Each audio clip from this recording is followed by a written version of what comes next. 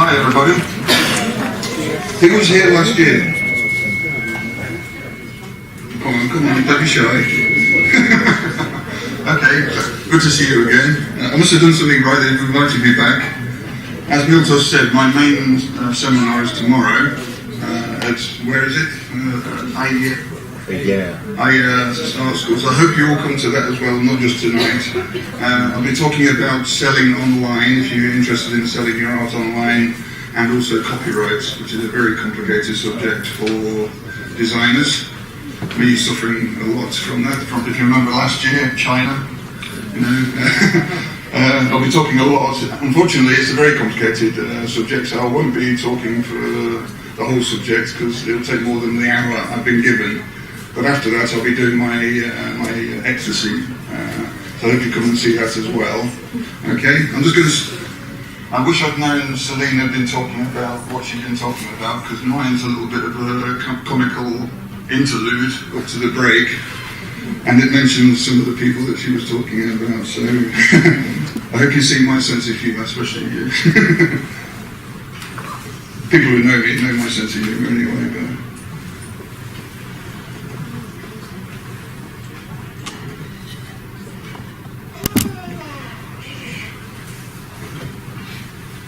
oops, sorry.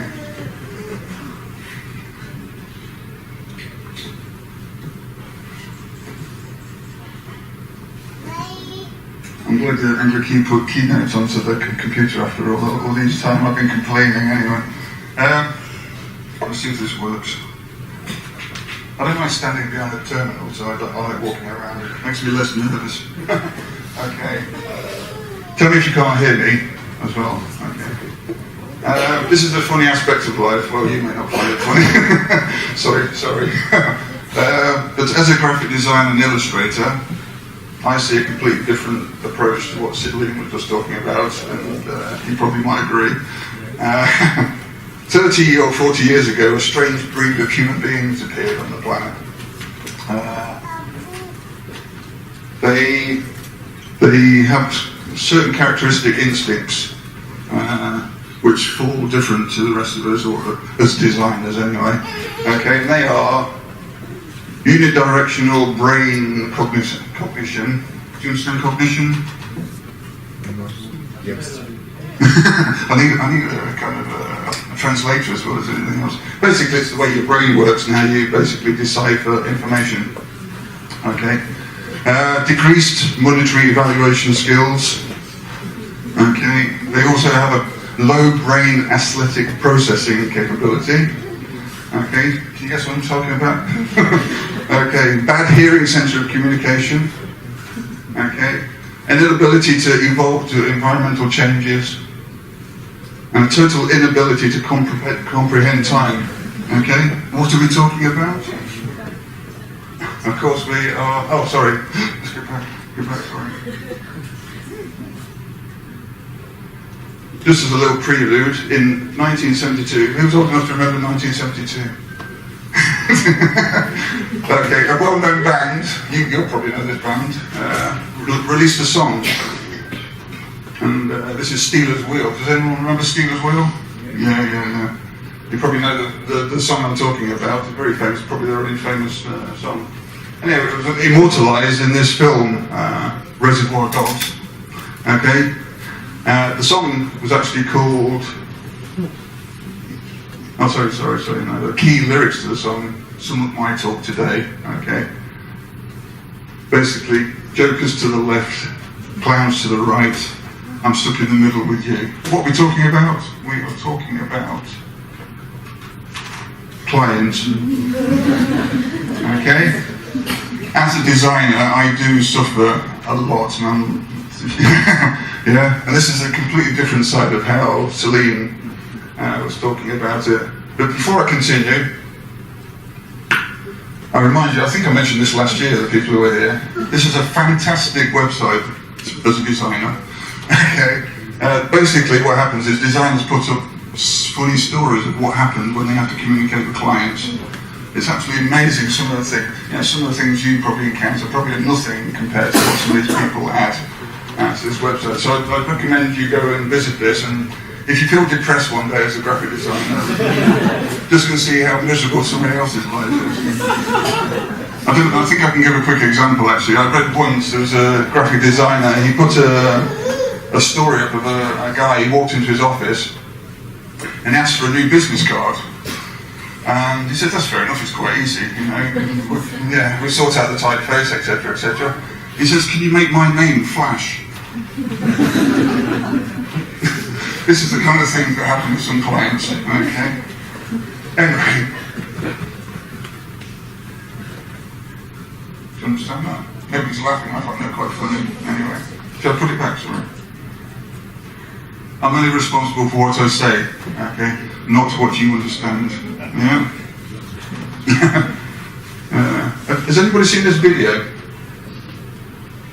I put this screenshot up because this guy's actually Greek, so it's quite interesting if you watch it. I don't know if you can take photographs, if you want to see it, you can find it at this address. Basically what happens is the guy on the left, I can't play the whole video because it's like 20 minutes and I've only been given 10 minutes, so.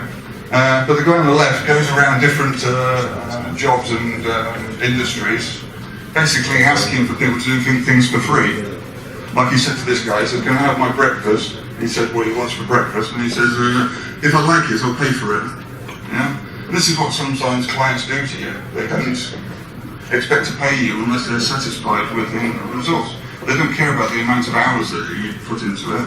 Okay? And this is a complication with graphic designers and the clients. The clients have a single-minded approach about their economy, about their way they want to get things done and work, and the client, the graphic designer realises that 20 weeks of work is 20 weeks of work and they won't be paid for it. You know, regardless of how many times that the graphic designer wants to do a review of it or change something, they still want to be paid for the hours of work. This is what this video is about. It's very good if you watch it. Okay, this is one thing that some graphic designers put into practice. Okay, has anyone seen this before? It's quite famous, you know. Okay, you can't have everything basically. You can't have your cake and eat it, let's say in England. Okay, you can either have it good and cheap, but it won't be fast. Okay, and I say this to some of my clients now. I've actually got tough enough to get annoyed with the way they treat me, and so I put the rules down. Okay, if you want me to do something really quickly, you have to pay for it. Yeah, because if I have to stay up 24 hours to get this thing finished, that's my time. You know, unsociable hours we call it in England. Yeah, I expect to be paid for it. And sometimes the client doesn't understand this. So you have to be strict. Okay? We're not slaves to the clients. Yeah, we're actually human beings, you know. Believe it or not. Yeah, believe it or not. Okay, it doesn't matter how well trained you are as a designer, yeah, the client always believes they're right. Yeah? Which is not the case, unfortunately. Okay? I'm going to give you an example. I wanted to find lots of other external examples, but it's better if I choose some of my examples because it means a little bit more to me.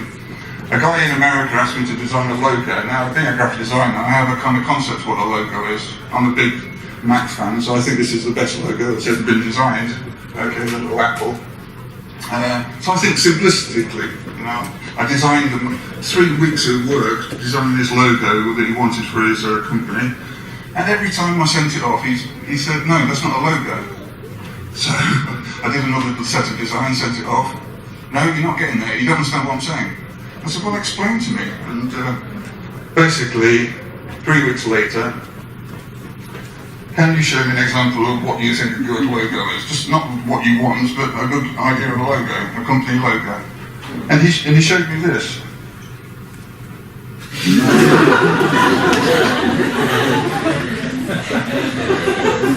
Excuse my French, but that's not a fucking logo. It's an illustration. Yeah? But the thing is, because he's the client, he thinks that's a logo and that's what he wants. And you can't convince him otherwise. And that's the sad part of it. Okay? I said, I'm not going to do anything like that. He's American, so. He's American, yeah. He probably supports Trump as well, I don't know. But anyway, so the project fell through at the end of the day. There you go, that's what I call a logo. It's a nice illustration, but it's not a logo. It's from the Marin Chandon, Champagne. Ah, French. Okay. Also, one thing that I don't like about working with some clients, I'm not saying all clients are bad, I wouldn't go down that road, but sometimes they interfere too much. Yeah? They think they're a designer, even though they're not. I think you said this actually as well. Okay? That's a kind of a funny way of looking things. Okay? The designer actually wants to do some good work for the guy, but he just basically changes things. Like I say, he puts a pink jumper on something when you don't think as a designer a pink jumper is worthwhile to have it on the picture. To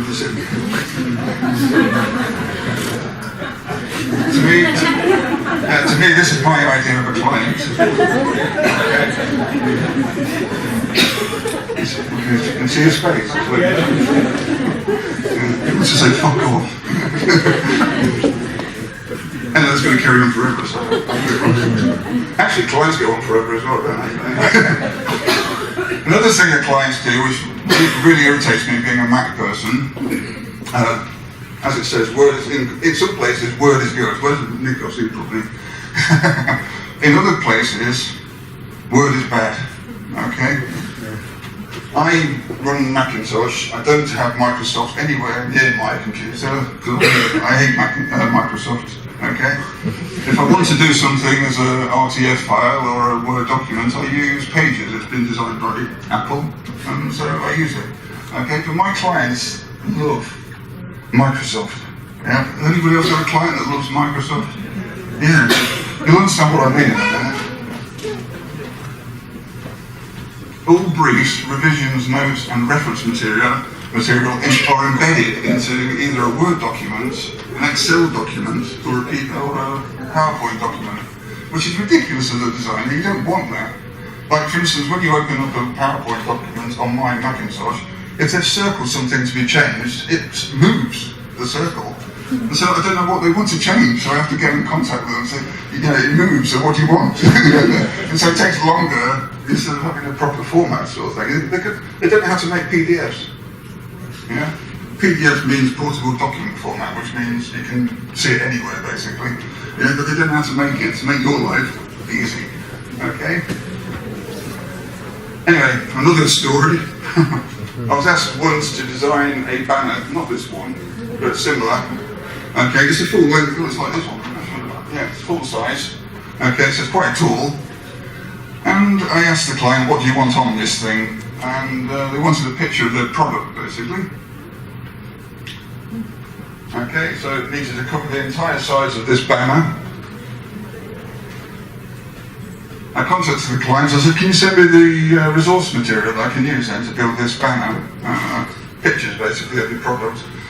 And the email came back. Okay. Get ready for this. Okay.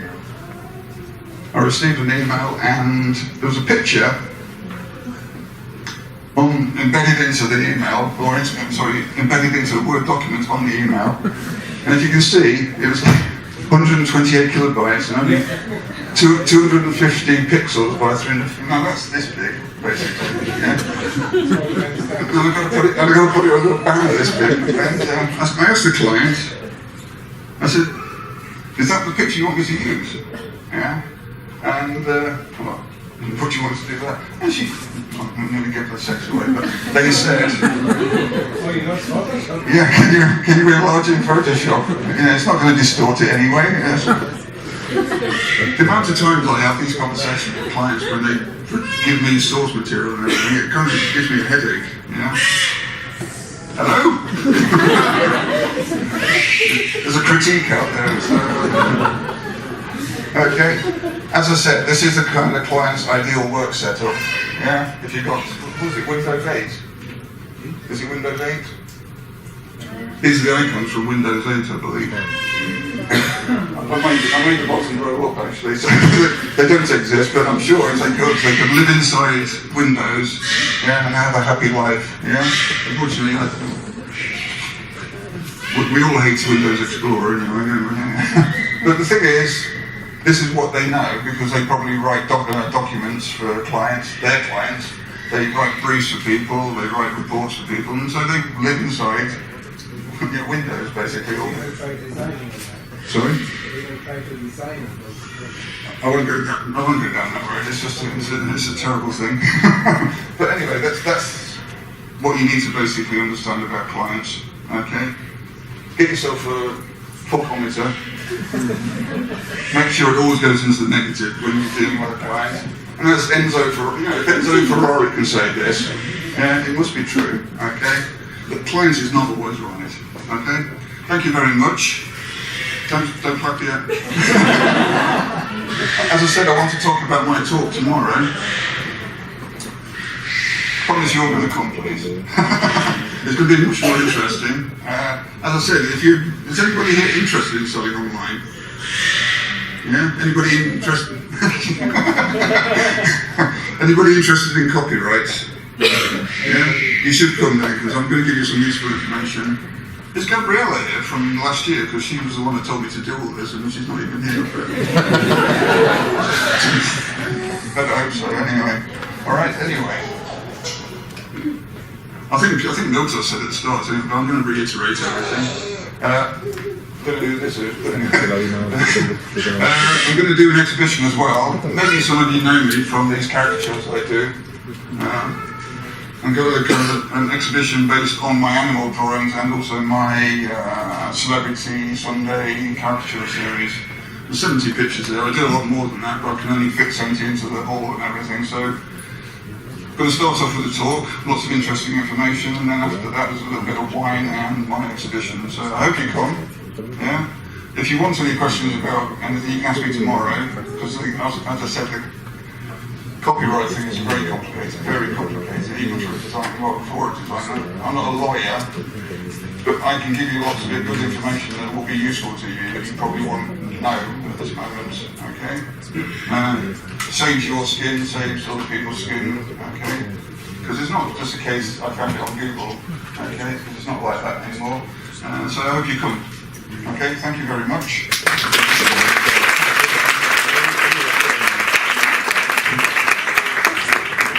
Θα σας παρουσιάσω μια ομιλία για τα πνευματικά δικαιώματα. Θα έχετε την ευκαιρία να δείτε τα έργα του. Και θέλουμε να πούμε και κάποιες ευχαριστίες.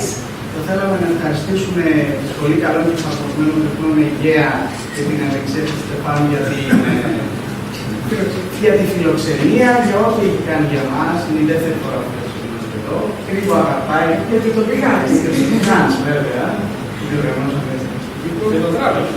Και το Τράπεζα που στηρίζει σχεδόν κάθε δράση που αγαπάει τις τέχνες, τις εφαρμοσμένες και τις καλές.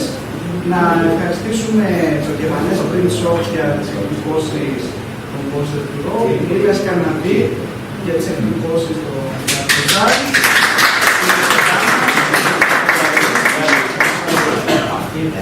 Και ελπίζω να τα απολαύσετε. Θα στο παραλύσω. It's all going to be in English, not Greek, I'm afraid. If you need to ask me to repeat something, just ask me. I haven't got a microphone like last night, so there's any stress bits of what you're talking about. Maybe we'll say off the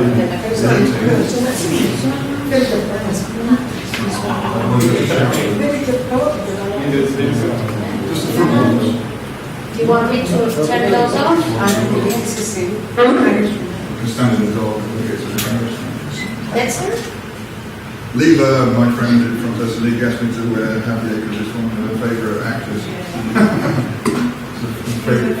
It's a favourite of my wife's as well. So I had Michael. Do you know Michael Stipe? Yeah. Oh, good. I'm a big fan of R.E.M. and I did one with Michael Stipe as well. But Leela won out. So anyway, I'm going to show you a little presentation about.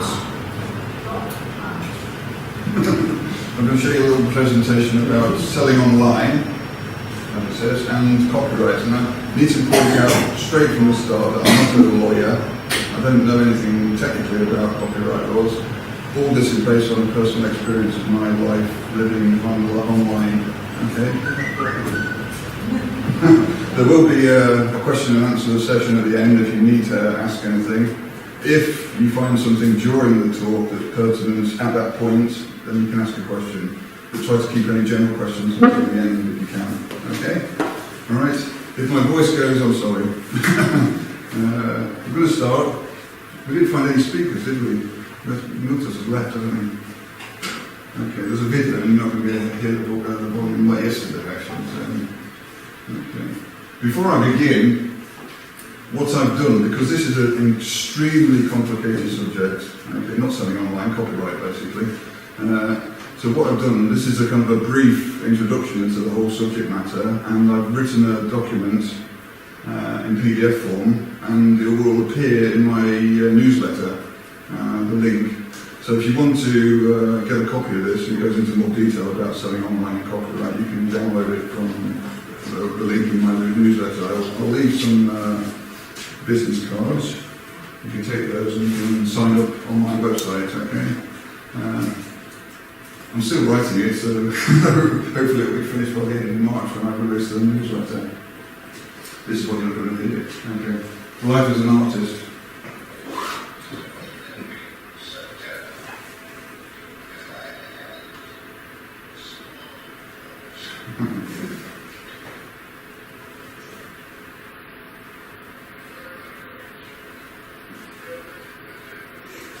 You're supposed to be singing. She said she's going to sing instead, so she's not going to. You know the song anyway, so okay. It's a great film. This is the thing that most people think about art. Is either you're a poor person, or you can make it rich and become a celebrity star, selling one print for thousands of euros and things. Most of the time, though, I'll have to be honest, it's the first thing. Don't be poor. Okay, I don't know whether everyone's going to agree with me here, but my experience is you have to work very hard to make any kind of money. There are some examples of people who get put in the spotlight and they can make up to $30,000 a month, which is nice if you can get there. But you tend to have to follow trends. You have to follow what is selling well on the websites that are actually promoting art like this. Okay, I don't believe in doing art like that. I believe you create your own style, like I have, and you hope that people like it and buy it. Okay. And some sites obviously don't follow this path, okay, and that's why probably I'm not as popular as some other artists, but I'm going to stick to my principle, and hopefully maybe one day, like Van Gogh, after I've died, I'll become a millionaire, I don't know. My daughter, yeah. Okay, as it says there, I've been selling for 7 years now. Do you want to know, did I tell you? I didn't say anything about my history yesterday. I did it last year, didn't I? Who was at my talk last year? The usual crowd at the back. Okay, basically I was an animation student. I didn't like doing animation, so I left that industry after I left college. I returned to England and started working lecturing at Democratic University. At the same time I did my master's degree in interface design, and I've always had a passion for illustration. I told my class this morning that I've been drawing since I was 6. The famous Winnie the Pooh story, the original Winnie the Pooh, he ate shepherd.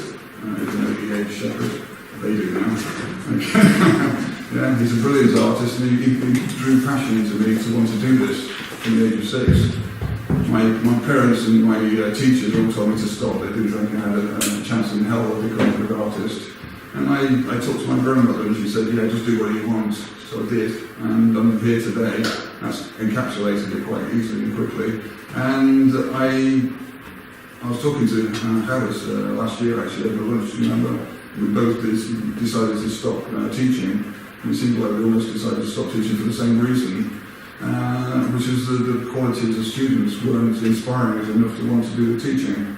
So I gave up teaching and I dedicated myself to I do commission work as well, but I wanted to also do this kind of work, which I sell on t-shirts and prints online. I've got 30.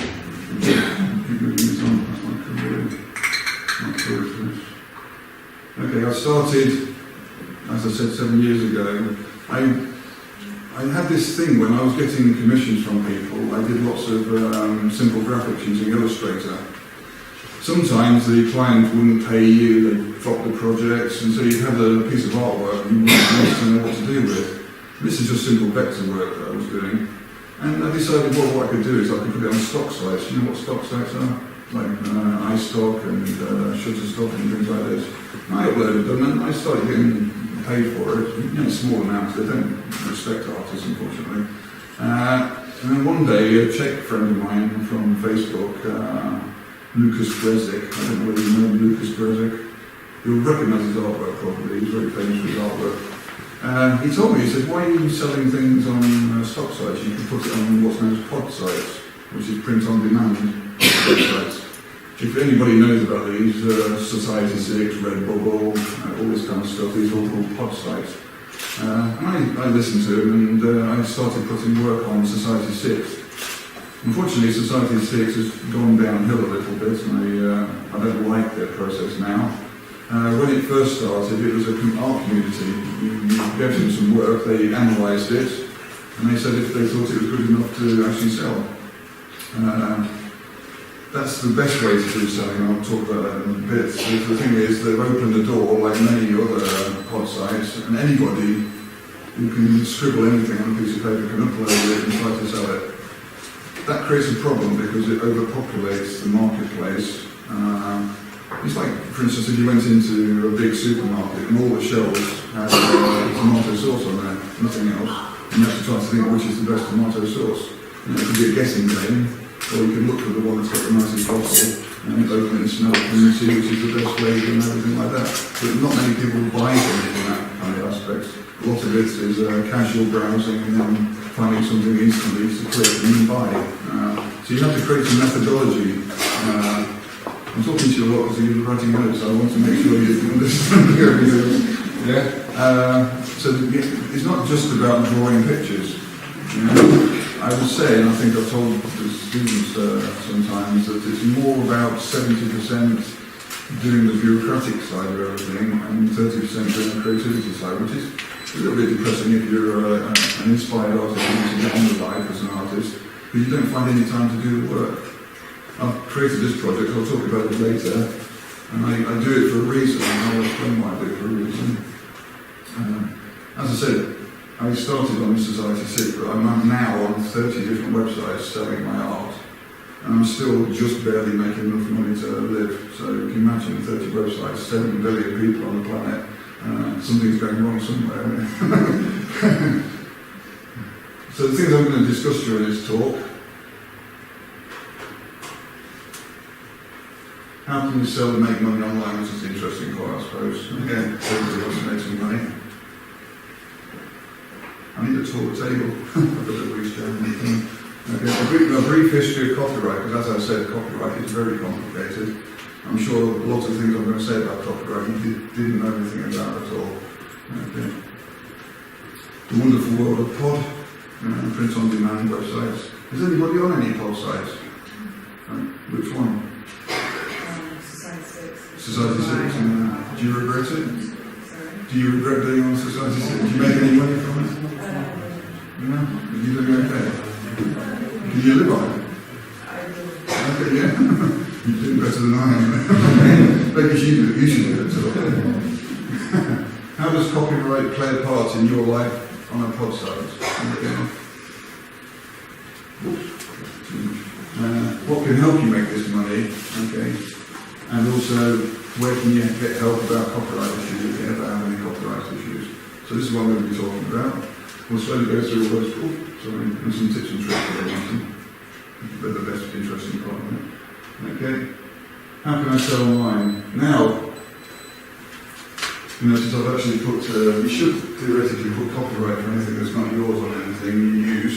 Okay, so that's one point you need to take note of. This is one a friend of mine actually from Facebook who sells on Society 6 called Seamless.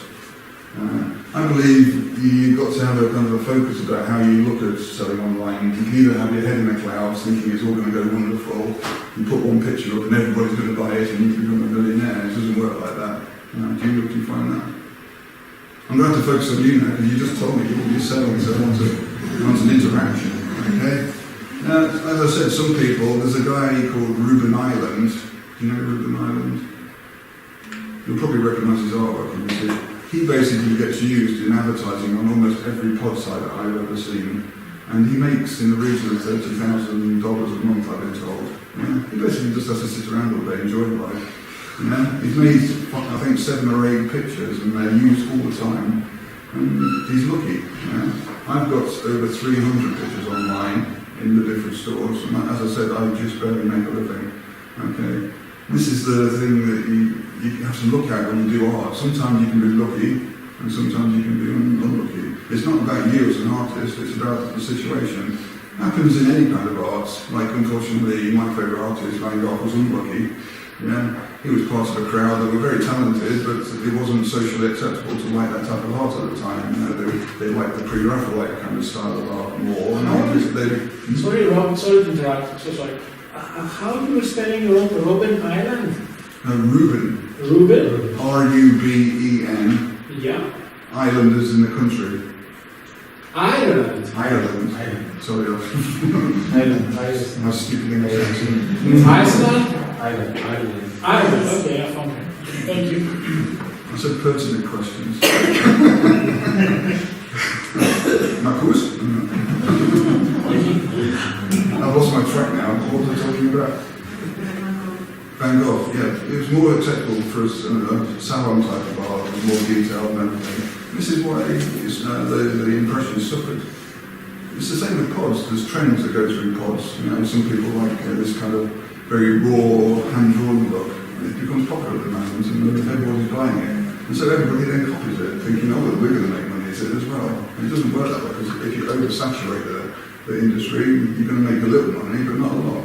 Yeah? It's good to try to identify yourself by a unique style.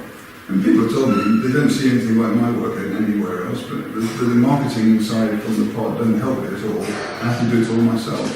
And that becomes a very exhausting process as well. Okay? So, generally speaking, not just about pods, there are 3 choices to do about selling your artwork. You can do the gallery approach, which means you find a gallery somewhere that really loves your work, and they'll just sell it as much as they can and show them in galleries and everything like that, and act like an agent for you.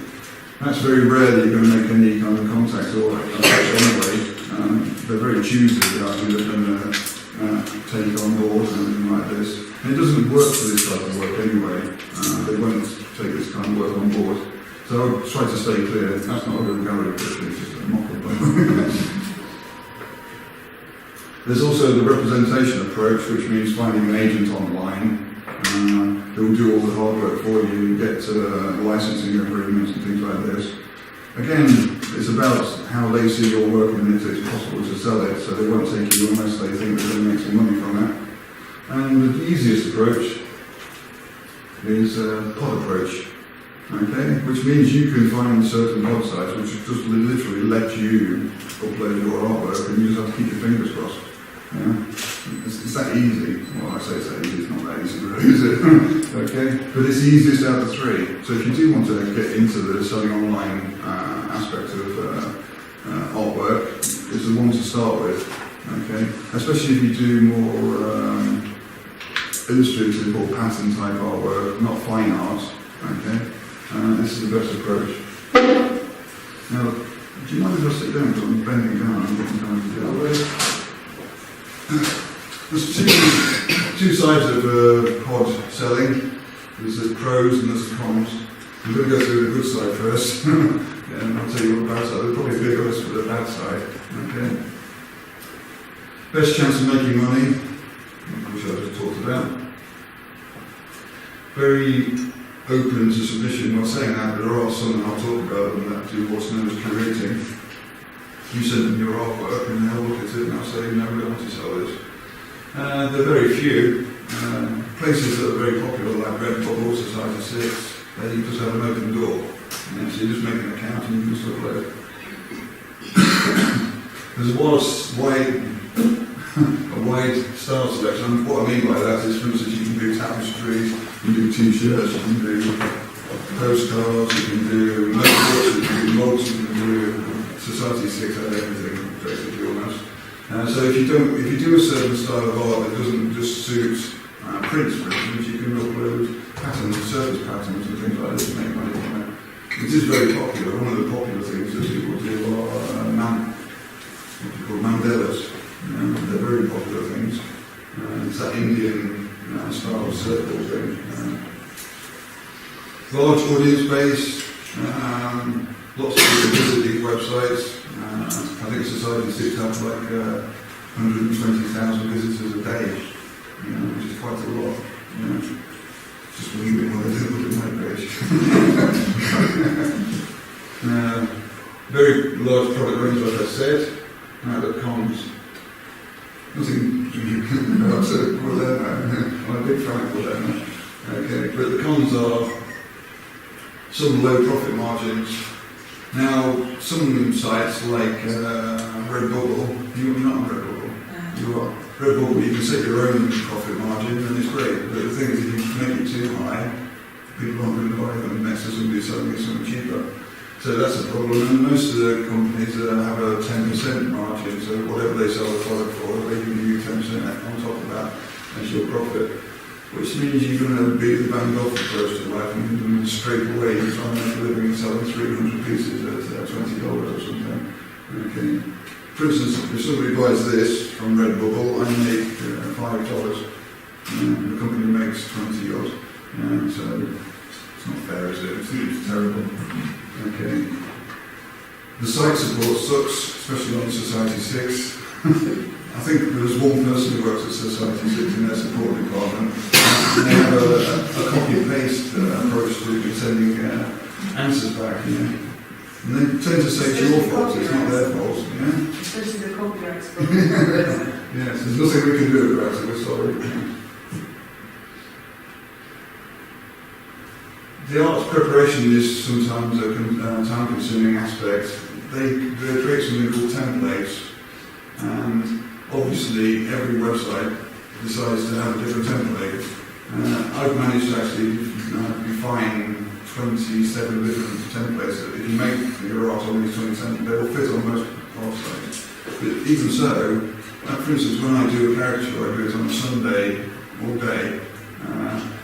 I then make a smart object in Photoshop that then places my caricature on all these 27 different templates and saves it out into JPEG form. And the whole of Monday I then spend uploading it to all these different websites. It's that time consuming. So you have to be prepared for this. It's not a case of just pressing a button, bam, there you go. Uploading, I just said that, uploading is a time-consuming thing. I live in Greece and the internet service in Greece sucks, terribly. Okay, now talk to my friends in England. It's done. I feel really bad about it. Promoting, this is one of the things I've all talked about, is 60% importance about the chance of actually making money. The quality of your artwork possibly does make you money, but if you don't promote it in the right way, you're not going to get the audience, you're not going to get sales. Okay? Copycat designers. Well, I've had a few experiences with copycat designers, but I get Society 6 to take them down straight away. They do actually, which is quite nice. I think it's the case in my, if you do design, for instance, it's very hard to try to convince them that you're the original designer.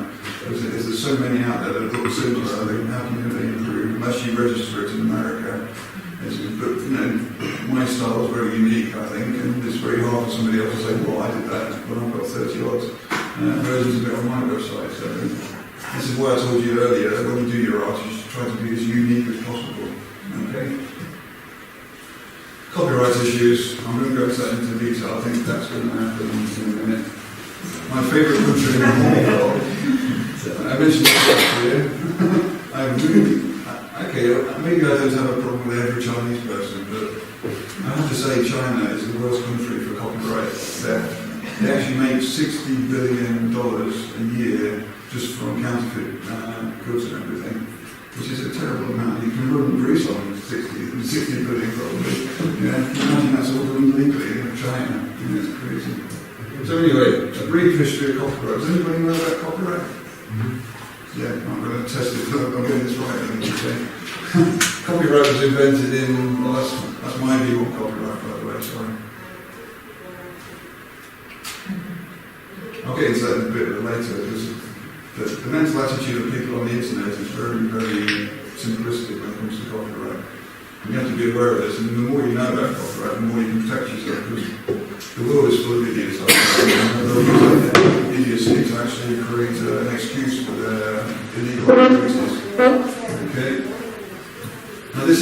first ever copyright. It was done in the 1700s. It was done, it's called Statute Hand. It was done for people who wrote articles for newspapers and periodicals and things like this. Because what they found is that the actual publishers paid them for the first print, and then if they wanted to reproduce it, they didn't pay the artist again, or the writer again. And they said, well, they're reproducing it 3 or 4 or 5 times, and they're making quite a lot of money out of it. So they created this thing called the statute ban, which protected them. So every time a publisher printed their work, they had to repay them. Okay? So that was like 300 years ago. This was, and the Copyright Act not really changed ever since, until, well, I'll tell you when. It changed in 1989, when something called the DMC came in, which is the Digital Millennium Copyright Act. I think it was, who was the President of America in 1989? I think it was Clinton, actually. Yeah. Bill Clinton, with the aid of Congress, decided to actually incorporate the idea that the internet is a completely different media now, and is more global instead of localized. You know, with books, for instance, nobody's going to come from China, take the book from the bookshop, go back to China and copy it. Whereas the internet, it allows them the transference of data and information quite easily. And so they changed the copyright law to allow for that. Unfortunately, I think I'll get into it a little bit later, it doesn't help small-time artists at all. Okay, and I'll explain why now. Okay, that's what I was saying. Something is still on the books in America, in Congress, they're still talking about this act. The Orphan Works Act, if it does come into play, does anybody know about the Orphan Works Act? No, I'll go to something new. Okay. It's actually not known copyright, right? Sorry? They're not known copyright. It's going to be part of the Copyright Act, and if it gets passed, it's a segment of the Copyright Act. What happens in America is you have to go to what's known as the Library of Congress to register your copyright, and it costs you like $100, I believe, for each piece of artwork. In America, it's a legal requirement to actually register your artwork as a copyright. Otherwise, you just have to close your eyes and hope for the best. What the Library of Congress realised is that in history, there's lots of pieces of artwork or literature or music that's just floating around there with no owner. That's why it's called the Orphans Act. And they said, if we can create a part of the Copyright Act that means if nobody comes forward to claim this artwork, anybody can use it. Yeah? Anybody. Yeah? The thing is, to make this more economic for the American government, they said to make it acceptable as a kind of an actual legal act, people who want to come forward have to prove that they own the piece of artwork, which means they have to register it. And to make it even more complicated, they have to register every version of every piece of artwork. So if you do 10 sketches, you have to register each sketch separately, yeah? At a cost of, they're talking about $5 to $10 per item. Something else, sorry to interrupt, something in that registering aspect it all came about. So you could even just mail it to yourself and get on a postal on demand. Yeah. And that's considered to be in the Registry Act. This is what happens in England, you just stick it in your vault and... Well, they do that in the States. In order to overcome these complications and all that and make it simpler, that's the easiest form of registering the work. This is where the Orphans Works Act changes. They say you have to go to a legal, official registry office and actually register your artwork. If you don't, anybody in the world can take your artwork and use it.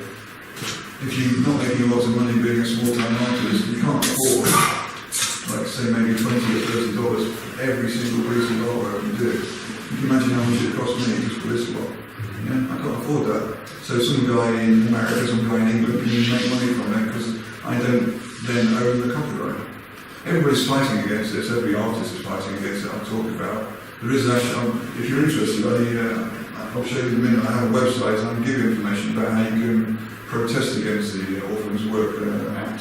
if you're passionate enough about it. Anybody who does anything to do with art, comics, music, they'll all get affected. So it's an important thing if you feel you're a creative person to protest against this. And the reason it's important, even though it's in America, America actually seems to be the governing power behind internet copyright. The DMCA is an American invention. It's not recognised. It is recognised in Europe. It's recognised in China. But it was invented in America, and everybody accepts that if somebody gets what's known as a DMC takedown notice, they should respect it. This is another reason for that, which is the Berne Convention. It was actually set up in 1886, which is a long time ago again. And it was just a treaty signed by 187 different countries to say that if we have somebody complaining about copyright in our country, even though you're American, we'll act on your laws because we'll respect them. And the strange thing is, China's part of this convention, and they don't respect anybody's copyright laws. So the whole convention thing is out the window in that respect. But it's there, it's in place, and they should. If, for instance, you take, this is why I said about the DMCA takedown form is a global thing, because if you send one to a Chinese company, they should take the artwork down. I'll talk about that in a minute as well. I don't want to talk about China too much, because I'll repeat them. I think I've just explained that and what I've been talking about. You have to be very careful, A, on your own level, which is protect your work the best way possible. You mentioned one way of doing it. This is one thing my bank manager told me, just give me an envelope sealed with a stamp on it and I'll put it in the vault. I'll charge you €100 a year and it's protected. Because the reason is if you seal it, it's got the date on the stamp, that you can prove that you made it on a certain day. That said, lots of people trust, like for instance in Photoshop you have the EXIF file, the data file on the actual image. But people can manipulate that, so it's not hard to change it. You'll see it in your Finder window in your computer, it says the creation date, the modification date. But the thing is that's very easy to manipulate, so there are necessities to actually create legal avenues to protect your work. Now see, I wouldn't necessarily do it for all these pictures, but right over there near the video camera, there's a little elephant in a Volkswagen. That's my most popular image. If you go to Alibaba today, do you know Alibaba? And you put in pack the trunk, which is what the picture's called, you'll find that. I'm not selling it there. I found a company that's actually making the illegal counterfeits, and they make, I think it's 1,000 copies a month, and they're selling them constantly. Which really makes me sad, because they're making more money than I am. Which gives you a kind of a depression when you're thinking, why do I bother? When somebody's sitting rich on my work and I'm not making any money on it. But as an artist, you struggle forward. You have a passion for it. I've told my students today. You have to strive with your passion. This is what Van Gogh did. That's what I admire about Van Gogh. He never made any money in his life, but he carried on doing it. I'm not saying I want to die like Van Gogh. This is all wanted. Sorry about that. I'll talk about paying councils with copyright now. But first, I want to tell you, this is where you might be surprised what you don't consider being illegal. I'm sure everybody, we were talking earlier about watching Netflix series and things like this, and I'm sure nobody, has anybody got a Netflix subscription? Yeah. I don't, but I watch Netflix. And that's illegal. It's illegal. But the thing is, I can't afford to do it because I live in a crisis country and I like to watch Living Dead and Walking Dead and all this kind of stuff. So, most people do, I think. I said an example to my students today. My friend, who's now living in England, he lived in Thessaloniki with me, and he had a policeman as a friend. And the policeman said, let's go for a drink after my work shifts finished. He said, okay, I'll pick you up at the station. He turned up at the station around about 9 o'clock. And the policeman was ready, but my friend was a network engineer. And he said, all your computers are buzzing. There's nobody sitting in it was completely empty, the office. And he says, there's nobody sitting using them, so why are they buzzing? And the guy said, well, we're all downloading things to watch later and things like that. And this is a police station.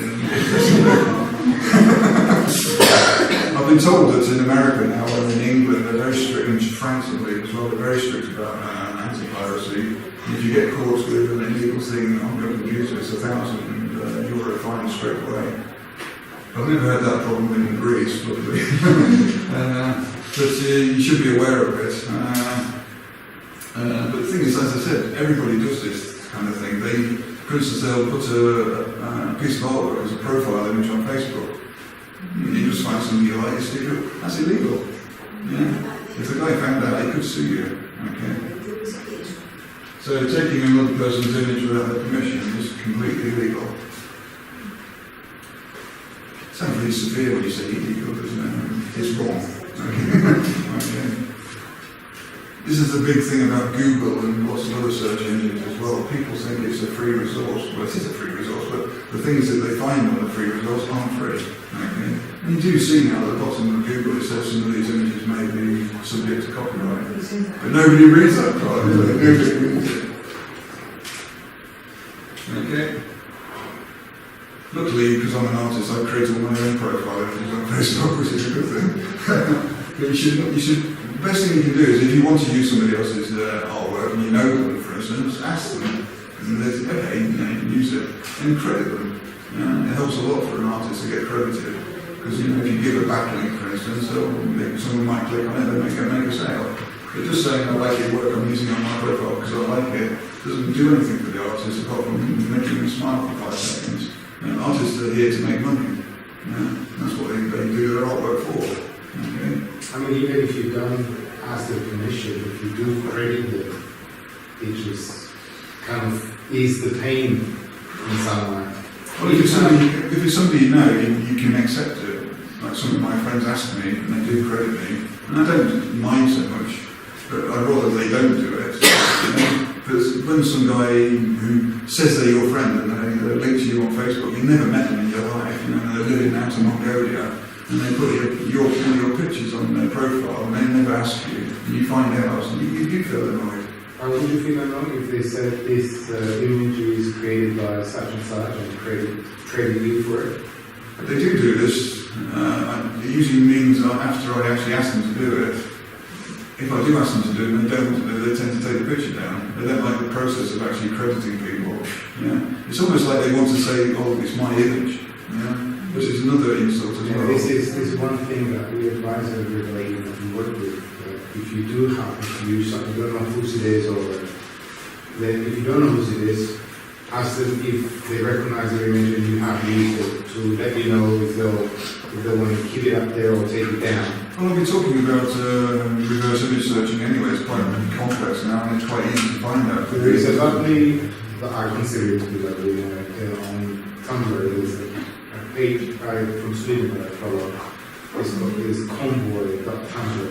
And he pretty much composes a style board of a certain style of architecture, art, so on and so forth. But he goes straight out and says, if I am using your image and you wouldn't want me, please contact me immediately and I'll know that. Yeah. Tumblr is a very good example of a site that basically avoids copyright. My daughter follows it constantly, and I'm sure everything she shows me is copyright infringement. Now, lots of people don't know this one. You're not allowed to take photographs or draw certain famous monuments. Did you know that?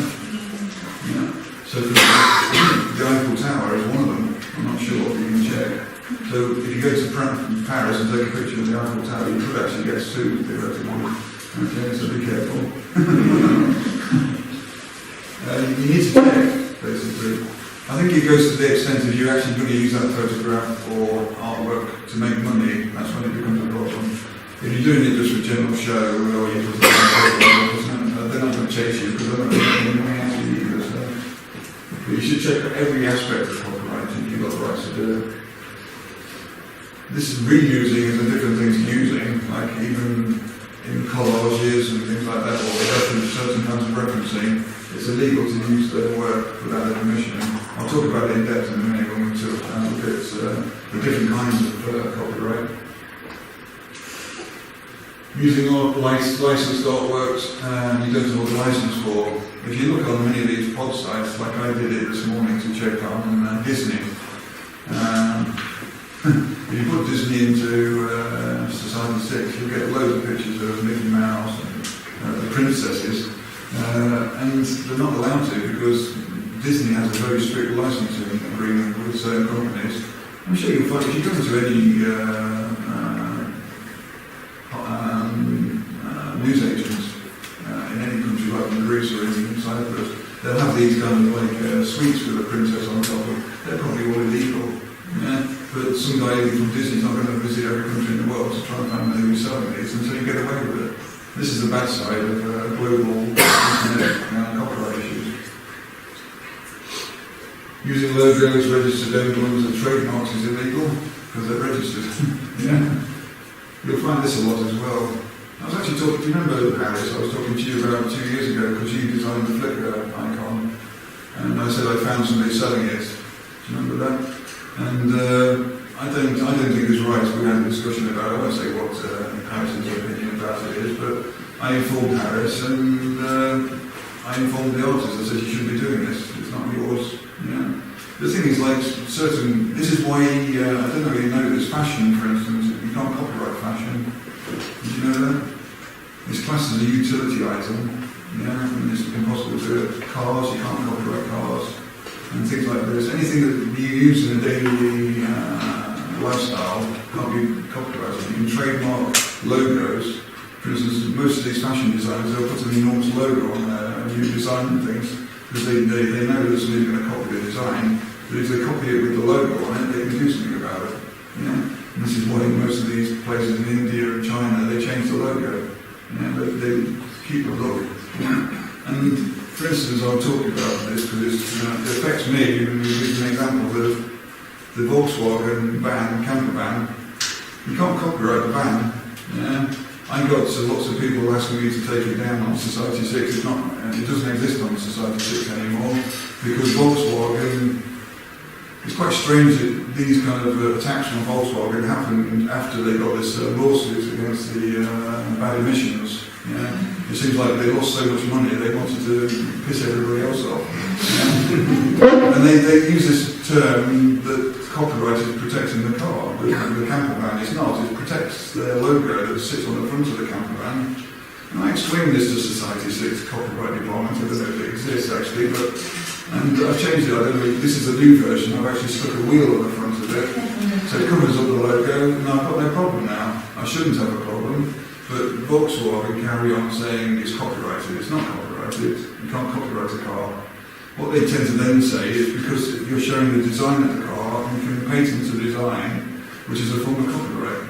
But it's not patented aspect of it because I'm not showing how to make the car or how the actual car is constructed. So there's another different aspect. But because they're big companies with lots of lawyer power, they're not going to, the pod sites aren't going to fight them. Yeah? I'm a small artist who's not going to be able to afford a counterclaim. And so they say, fuck off, you're going to, sorry, excuse me.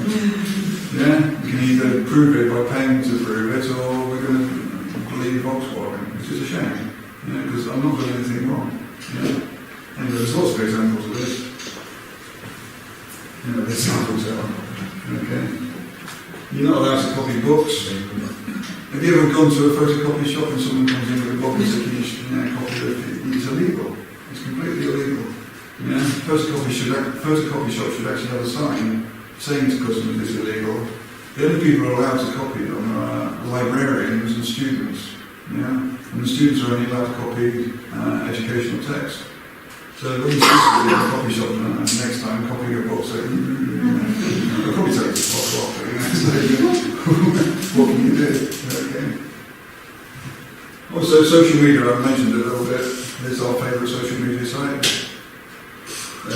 You're not allowed to use anybody's artwork in the profile image unless it's yours or you own the rights to it. You're not allowed to put anything on the banner that's not yours. It becomes very restrictive if you're not an artist then. So what do? This is what I said before, ask for permission. You like somebody's work, ask them, can I use it? You're not even allowed to use it in posts. You'll see lots of crappy posts with people putting stupid text over somebody's artwork. Yeah, it's illegal. It's illegal. They think because Facebook is free and it's a social media site that you can do whatever you want on it. And it's not true. Yeah? That now. Right me. I just made it up quickly because we had a shark in there. So. Anyway, so if you want to be responsible, you should look into this and say, well, I'm going to stand for copyrights and look into what you share on social media sites. I can bet you 99% of it that you actually see on your feeds is illegal, highly illegal actually. Yeah, especially if it involves the company using an advert, making money, an ad, whatever. If you make an income from this illegal use, it is more illegal and you can actually take action against them. Okay, there's many more examples. I can't go on. I've put some of these in the booklet I'm doing, so if you want to read the booklet. Okay. Now, the worst aspect of this DMC I was talking about, it only protects big online companies. The actual reason it was actually invented was, I think it was Amazon. Amazon was having a spate of people suing them because they had some guy, say in India, selling something that was illegal because it was a counterfeit product. Before the DMCA, the company that was protesting could sue Amazon for the misuse of their product. The DMCA came along and they created something in the actual text called Safe Harbor, which is, I don't know how to explain it properly, but basically it means you're not responsible for third-party uploading. If somebody from India uploads a piece of illegal work onto your site, you can't get sued for it because as long as you say you're not allowed to do that, you can protect yourself. Now, you can, if you've got a quite interesting cognitive state of mind, you can work this out. It gives anybody the right to then upload illegal stuff.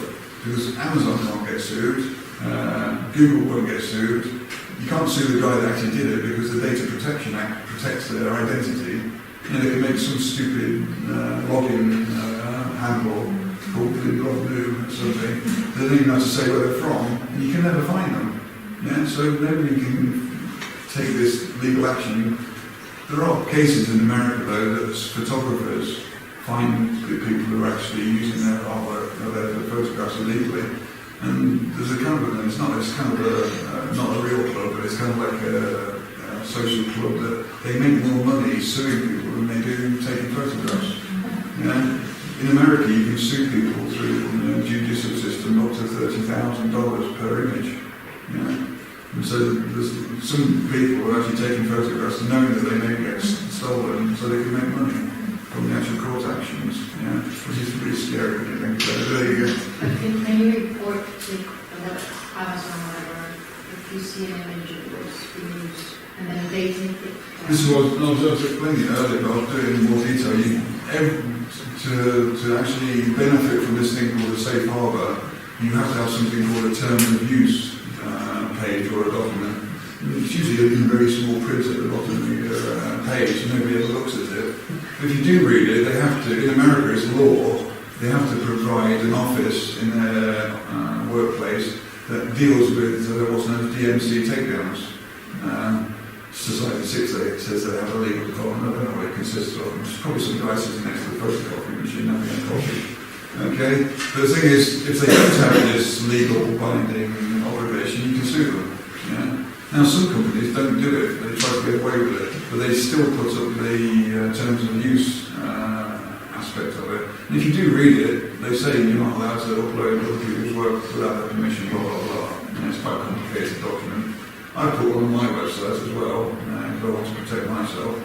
Okay, anybody that makes anything that sells online should have this terms of use and a privacy policy and things like this. Okay, because it will protect you as well as help other people if they have a problem with the things you're selling. Okay, I've never luckily had a complaint on my website about the things I'm selling. Okay, there is an aspect about this I'll talk about later. Doing celebrities. Okay. It gives authority to companies to, I said this about Volkswagen, the bigger the company, the more money they have, the more lawyers they can afford, and they just go through the whole system taking down things that aren't necessarily legal. they just get pissed off with people using that items. Like I'm using Volkswagen, they don't want me to do that because they got sued by the European Court of Justice, and they're in a $200 billion pay deficit now because do you know about Volkswagen? No, okay. And so they're just getting on small artists' necks by taking down their work, but they don't want to show Volkswagen anymore. Okay, it's very petty. The thing is, you don't want to argue with the big companies' lawyer department, because they've probably got 30,000 lawyers who are well paid, and they'll sue your ass, basically. I mentioned that earlier. This is I understand why the Data Protection Act is in place. Okay, obviously online data, personality theft, and all this kind of stuff. It helps people in that respect. It also becomes a negative aspect. As I said, I think in the document I talk about Behance. Is anybody on Behance? Yeah. For some reason, I get lots of people from China and India following me. I know why they follow me. I pretend to. They don't ever appreciate any of my projects. What they do is they save my projects into a folder, and they save other people's projects into a folder, and that's all they do. They don't have a profile picture. They don't say where they're from in China. They don't have any other detail apart from Xingzong from China. They're scraping projects to find ones they can steal or use as an influence to make their own project and things like this. And it's sad. I communicated with Behance and I said I wanted to have the ability to block certain countries from looking at my work. And they said, no, we're an open community, we want to allow openness and the expression of art. So you have to accept it, basically. I said, you're not the one suffering because you're not losing money, basically, from people stealing your artwork. So it's part of the parcel. You make money, but you also lose money. And that's the thing you have to understand about selling online. You probably lose more money than you make, but there you go. This is the artist's life. This is Van Gogh's life. It doesn't help at all. If I'm living in Greece, it's very complicated for a Greek lawyer to sue somebody in China for me. What you have to do, the theory is that DMC is supposed to be a global international thing that helps people take artwork offline, helps them solve copyright issues internationally, but it doesn't. Because what you have to do, and I found this out because I've got a website that does all this information, and I'll put it up for you, I'll tell you the URL in a minute. If you want to sue somebody, like I said, I found a guy that was printing out on my elephants. I found a company that does it in China. I know where I found a Google map. I've actually pinpointed them. I know where they are. The thing is, I can't afford to do anything about it because I have to register my artwork, that piece of artwork, in the Chinese Copyright Office, which is going to be $100 again. I have to then employ a Chinese lawyer to then go through the whole process of actually doing the copyright takedown or suing for me. And I don't know if they're doing the right thing, whether they're going to take 6 months doing it and charge me for 6 months' work. So it's going to cost me more than the actual cost of letting the guy print it and sell it online. And so this is the negative side of the international aspect of copyright. You very rarely, unless you're a big company, going to make any money out of it or get any justice from it. I think it should change.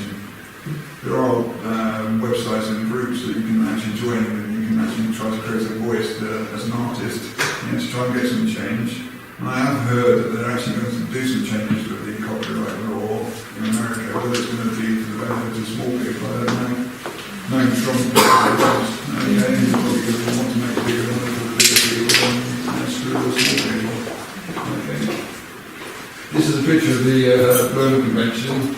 As I said, almost every country in the world has signed up to this convention. The different colours are basically the different years they've signed up. The blue, the dark blue, is it dark blue?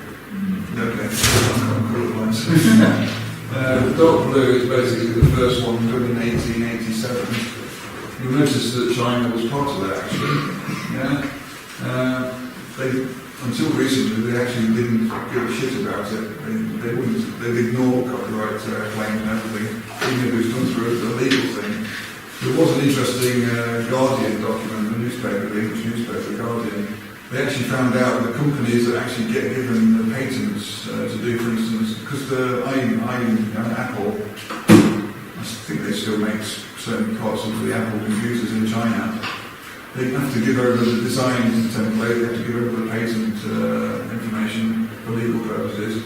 These companies were obviously doing the legal part of it, which was making it for Apple, but because they had the documentation and the patents, they were also making illegal copies and legally distributing them to counterfeiters in China.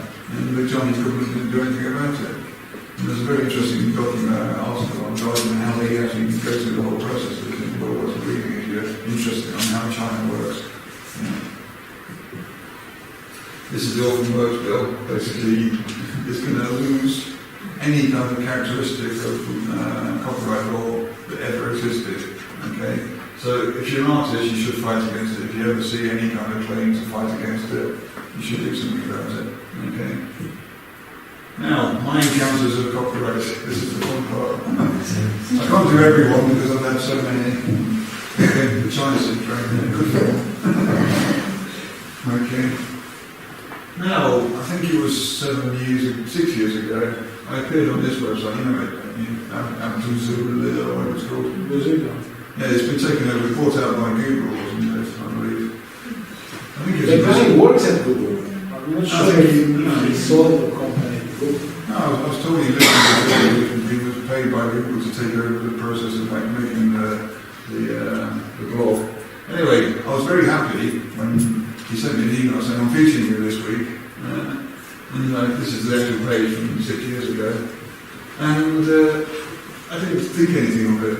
I thought, everyone's going to see my work, we're going to get more popular and they're going to buy more work. And then maybe a year later, I started seeing all these counterfeits appearing in China.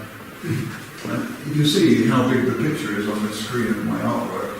It's not protected by anything like a watermark or anything. And what happened? There are things called robot tests on websites. People use them to do their algorithms and things like this, find out what's happening with people's interactions with the computers and things. But there are also negative robots that basically scrape websites for images. And on my own personal website, I have a plugin that blocks certain countries. And it tells you the websites that are actually being blocked as well. And what's the version of Google in China? It's Baidu or Baidu or something like that. Something like that. Baidu. Okay, Baidu. And most of my blocks on my personal website are from Baidu, because they're scraping the website looking for images and text to put in their kind of search engine. It's a good thing to do, I think, blocking these sites to promote counterfeits, because it helps you protect yourself as much as you can. But it's scary. I've had over 30,000 attacks on my website. Most of them are from China, and India, and Pakistan, and Malaysia, and Japan. It's funny because the way they operate and they work has nothing to do. We were putting a conference in Hong Kong, and it's a retail finance call. And Baidu came in and sponsoring the thing. And we got to associate ourselves with how they work. It is criminally crazy. What they accept and how they do things, how they process images, how they process data, and how they advertise and what they advertise, and it's crazy. It's like what I said, as long as you have a document on your website saying you have told people if you do something illegal, we're covered, and you can get away with anything. This is what the DMC does for all the big companies on the internet. And the part of processing illegal activities that they're being sued and follow up and find the people who did the crimes and so on, it's such a lengthy and very particular way where it discourages you to follow it up. It discourages you just want to. It's more nerve-wracking to follow it up than just to say, the hell with it. I was talking to Harris yesterday about this whole process of finding people and doing the proper thing and sending out a takedown. I waste maybe 3 days of my month doing this whole process, looking at sites and sending out and saving views. You just, why do I do it? Why do I bother? Why spend more time finding people to steal things? There isn't an internet police as such, so you can't ring them up and say, you stole my stuff. So anyway, this is what happened. I have nothing to do with this apart from it's my artwork. Okay, these are featured on Alibaba. I call it Alibaba 40 million thieves, or 7 million thieves. Are they comfortable pillows at least? Sorry? Are they comfortable pillows at least? Like, Would you like to know that? They never said okay, I disagree with the typeface they use. No. They don't even actually use the space well either. So It's not like you had to say it. somebody told me you should not really worry too much about this because the people who buy this cheap shit don't want to buy the expensive stuff. And so you're in a different complete market. But I don't want people to make money out of something I spend lots of time and effort over. So it happened to me. I found myself on some American websites and cheap stuff kind of Alibaba, and then I googled the website to find out what it was, and I found a website just made to like tell people don't buy on this website. You can buy the same cheaper on Alibaba. yeah. They're both stealing. That was the Most of the time you'll find your artwork illegally done is on phone cases. Yeah, because they're this big and the technology nowadays, you can actually get a 72 dpi image, which you can get off any website and just print it onto it, and they don't care about the physical quality of it. So that's where you're going to find most of your illegal artwork. Okay, I get thumbs up for this. And also DHKs, which is also I think it's a Korean or Chinese company. But the thing is, as you said, even on these sites, the DMC takedown process is so complicated. He's thinking, why do I bother? You have to send them a photocopy of your passport. Why the hell do they need that? I don't know. Yeah? I'm thinking, why am I going to send a photocopy of my passport to China? This country is well known for maybe stealing identities and things like that. And you see your passport out and say, Alibaba is the father company of another company, and AliExpress is the one you're going to probably see most of these kinds of. It's like the selling part of Amazon. Amazon has its own products that it promotes and sells, but it also allows people to talk about their products. And AliExpress is the same kind of version of that. Okay, and that's where I found this. Okay, it says it's just demoralising really, but we have to carry on. I got so pissed off one day that I actually did this as a kind of a caricature. It took me like 5 hours to do it. It says, "Don't steal my artwork, China." Okay, and I thought, well, let's see if I can make some money out of this. And I put it online. I actually put the full resolution file up online. I said, anybody can use this. They can print it out. They can put it on products. I don't care. Just do it. Nobody's ever done this. Nobody's ever stolen it. I don't know why. Because they're all Chinese people. I did actually find that my website got a bigger spike in attacks after I actually put this online. And they're all from China, obviously. I actually call it Mousy Took My Art. Two people have actually bought this as a print, which is nice. Actually, half an hour after I put it online on Society 6, someone bought it. And he put a comment saying, "I really love this. This is what I'm going through." Which is really nice. I told him you could have just got it free off my website.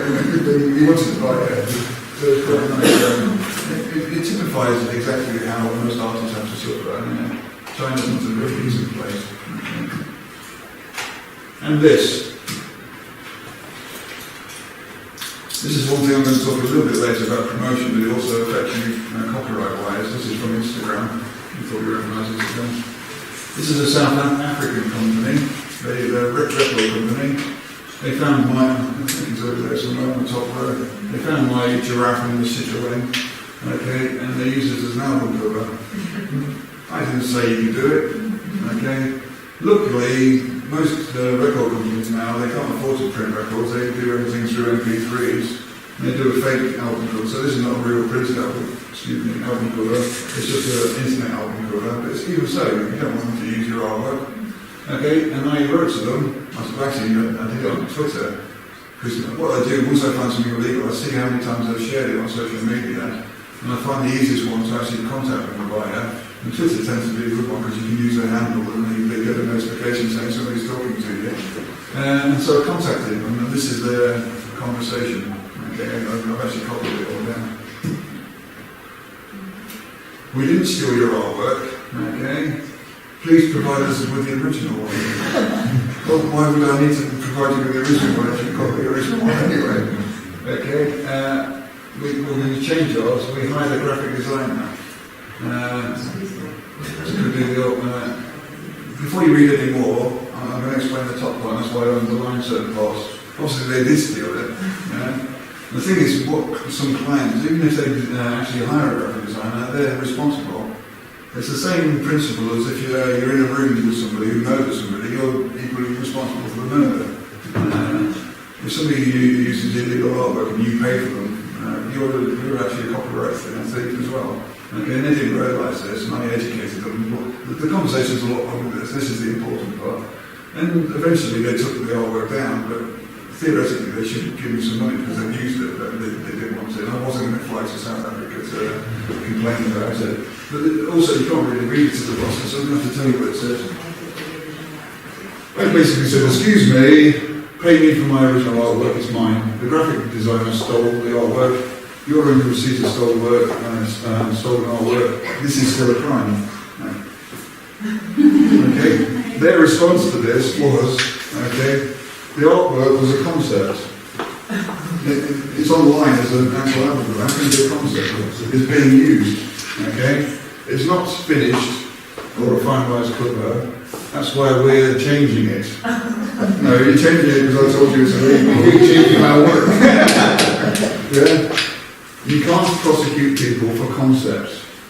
You can actually prosecute people for stealing concepts. A concept is equal to the finished artwork.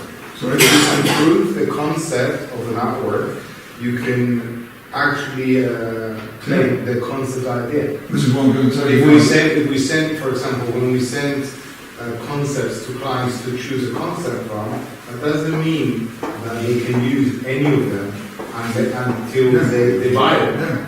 And they can only use the one they buy. They cannot use the other examples. This term is ours. Yeah, the term you're talking about is called intellectual property. Of course. Yeah.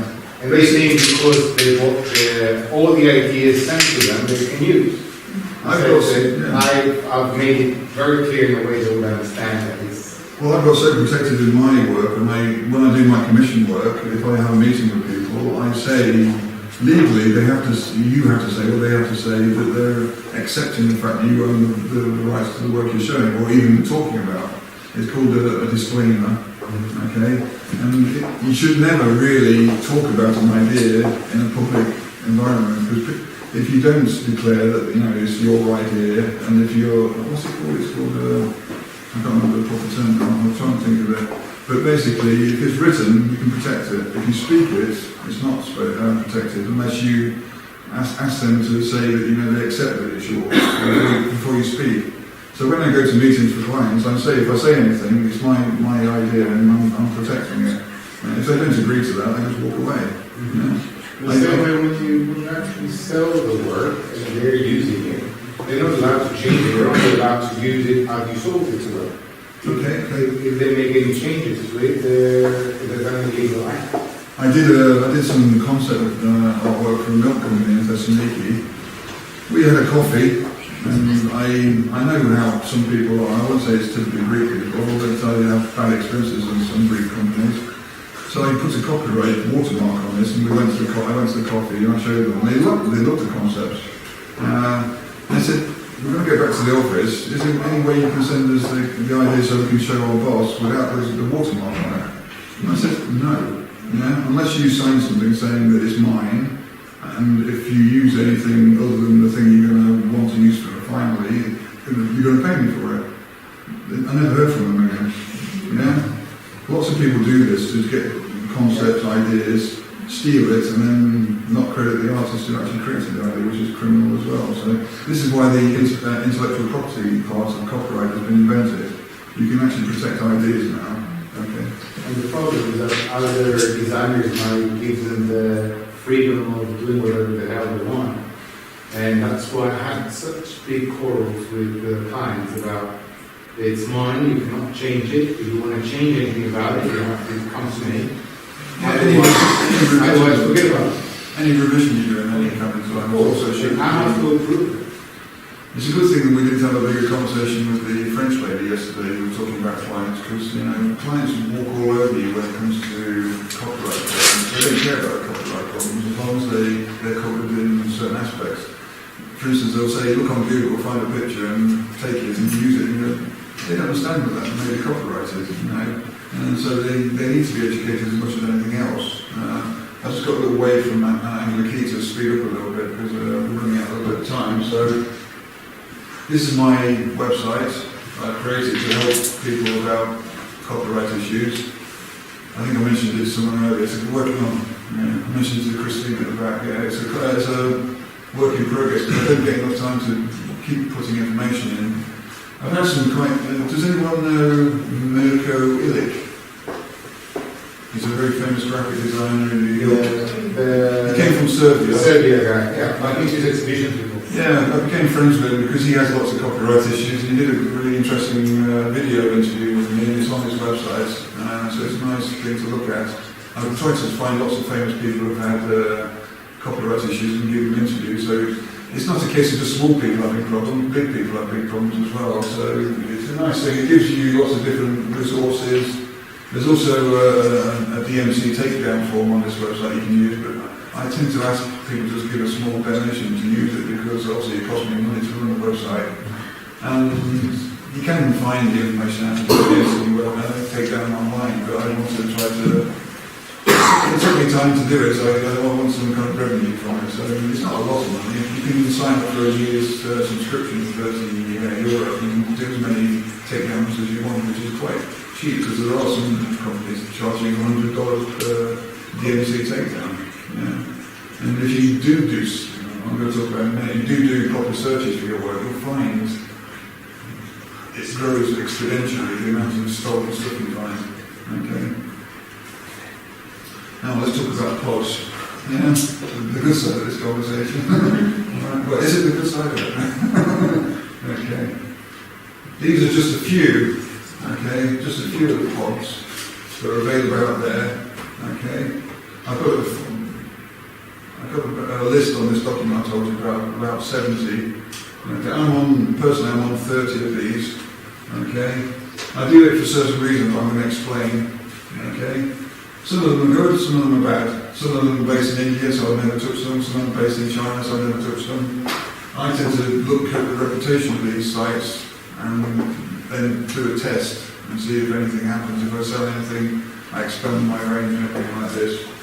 Okay, the big ones I can quickly point out are Society 6, Redbubble, Displays, which I probably will walk away from at the moment, iCanvas, Curios. Easy.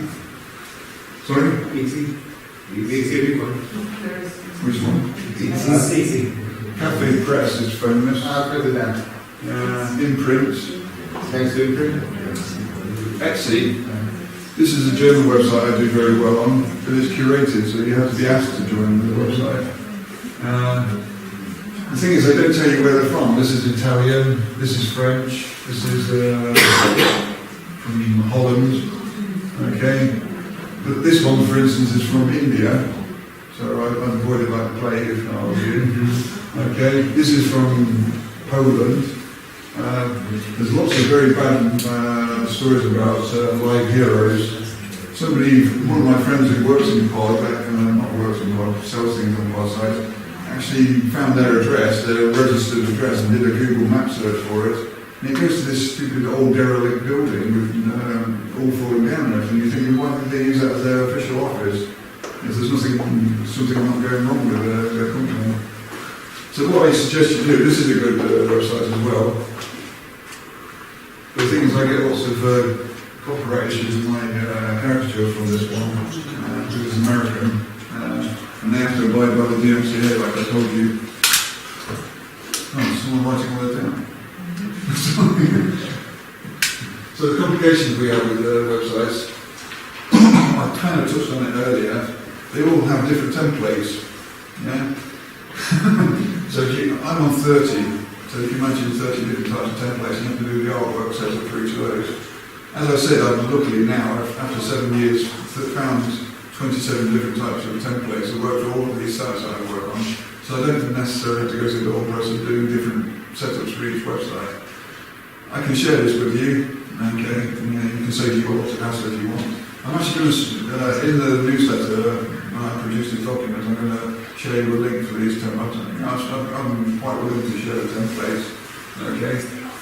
It's down to you to put the effort in to actually do something with these templates. They've all got smart objects involved in them and everything like this, okay? But it's a time-consuming factor, so you have to realise you have to put some effort into it if you want to do, say, 30 websites. As I said, they're unique, some are curated. Are you on any curated? I'm only on my forum. Okay. For instance, there's a nice website called Curious. It used to be curated. Basically, you have to apply, they look at your work and they say, okay. But they were making very low returns. And so they opened the doors, everybody can do it now. And it's just got so much shit on there, it's unbelievable. Same as Society 6 and Redbubble. As soon as any of these pod sites open their doors, they get people who they call them hobbyists. You know, they have a full-time job, they think they're good at art because their mother told them they're very good. You know, and they want to think about selling to make some extra money. They take the picture off their fridge in the kitchen and they upload it and they hope somebody's going to say it's rubbish. It's absolute rubbish. Now, I've told some of these sites when I try to communicate that they should. Well, listen, yeah, I always say on Society 6, I don't think you'll agree with me, I say 70% of it's shit. Yeah? Maybe more even, actually. But they don't care because there's a chance that somebody might find this piece of shit and want to buy it. You know? I don't know. I actually found on Redbubble, I found a T-shirt with a really strange picture, a naked picture of a man with the superimposed Nicolas Cage's head on it, and he's lying on the moon. And it's the most terrible composition possible. They just uploaded it to Redbubble, hoping that somebody likes a pornographic image of Nicolas Cage. I don't know. It's really weird. It'd be surprising to find out if actually any of these sell, actually, but you know. You'd be surprised if they all didn't think it was good. They all have different commission types and payment methods. Most of them use either check or PayPal. I was talking to PayPal, I think it was last week, because I had an issue, because I have a British bank account and a Greek bank account. I wanted to combine both of them on my PayPal account, because I've got a business PayPal account. And I wanted to be able to transfer to both different. Britain's not in the Eurozone, we're not allowed to add it. I said, you're not in the Eurozone, you're an American company, so what's the problem? Anyway, they said that's the law, so you've got to basically either have a Greek one or a British one. But whilst I was talking to them, I was saying, you know, why does this problem exist with Greece? And she actually explained to me, the operator, that because of the crises, obviously the bank regulations have changed in Greece. And they're very stubborn about processing anything to do with PayPal in Greece. And so PayPal ends up rejecting lots of applications from Greek people because they know that the banks are going to start refusing things. So if you have a PayPal account and you agree, keep hold of it. I would recommend turning it into a business account because you get some benefit from this. Don't accept pods who send you a check because it's an American check. I've had an experience with this. You get a check for $100, you go to the account, it costs you like $120 to do it. So what's the point of doing it? I still have my first check. It's great if it works. Maybe another one for one. What's this? Oh shit. Okay, I'm going to try and speed up as quickly as possible. Okay. Yeah. Promotional processes are different on each of these sites. As I said, they're called stapled artists, I call them, and they're the ones that they put in the spotlight, this Ruben Island I told you about. Ruben is one, he's a friend of mine on Facebook and I have talked to him. But everywhere you go, you'll see his pictures, and they love his work because he sells a lot of them. And so they're going to use him as a promotional campaign. They don't sell many lines, why are they going to put money on the front page of their website? So you've got to try to find techniques to help you promote your work, which I'm going to tell you about later.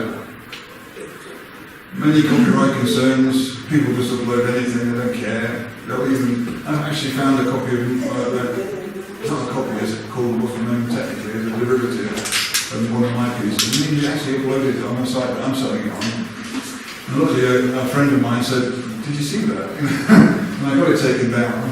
And I wrote to the guy, I said, do you understand the term derivative in the Copyright Act?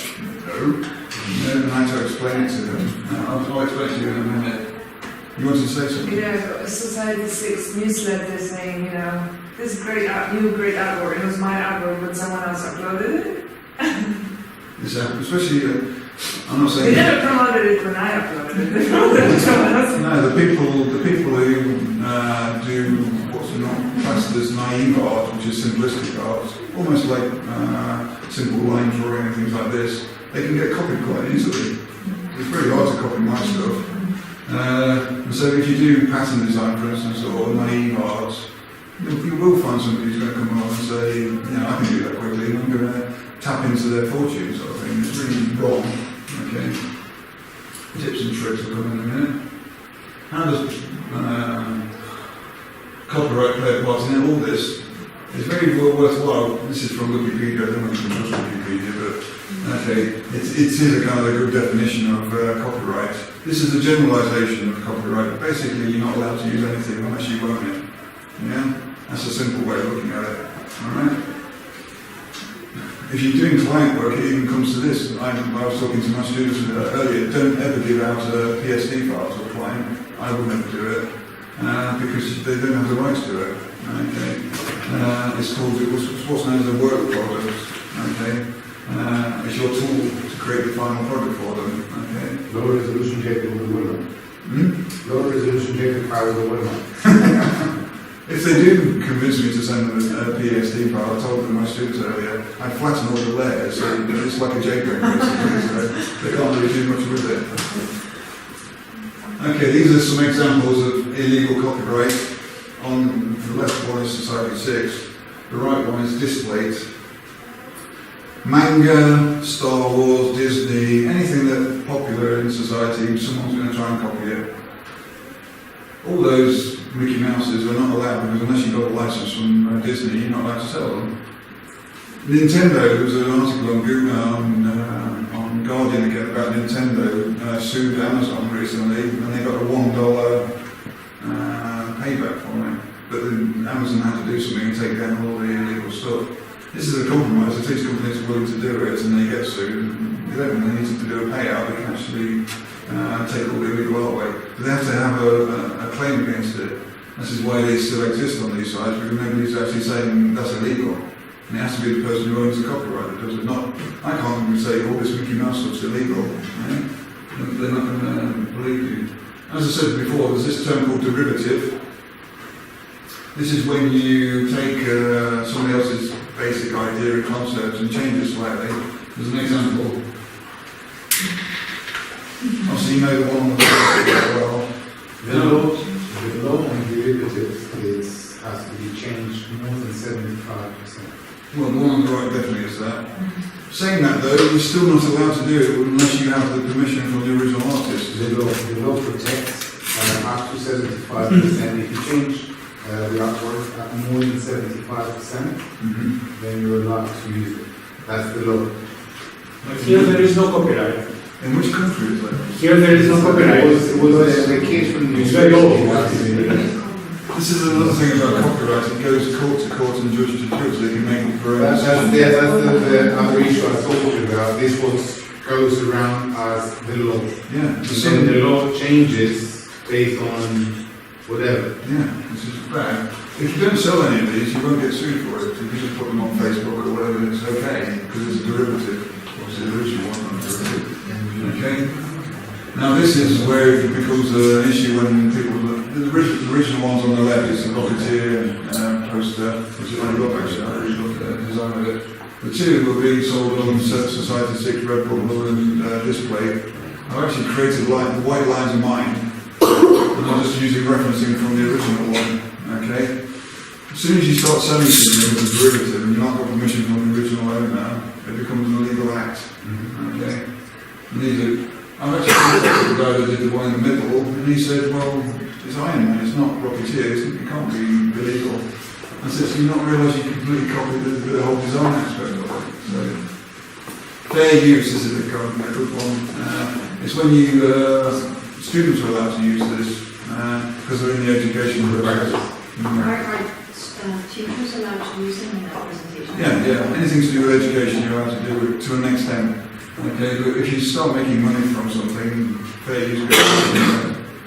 An example of this went through courts, and he actually got away with it, which is a good thing. But the way that the judge may look at the actual complications of it is, he said it's not a photograph; it's an actual alteration from a photograph, and so it's a fair use of the actual original photograph. If the guy used the original photograph and did it for something, it's a copyright issue. Okay. I'm sorry I can't stay longer on this because they'll keep asking me to hurry up.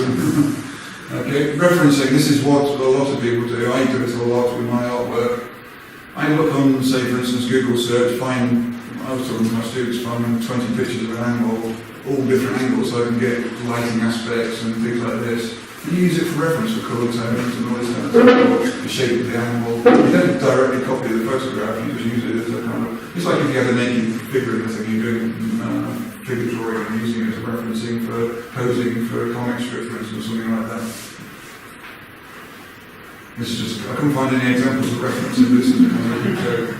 Okay.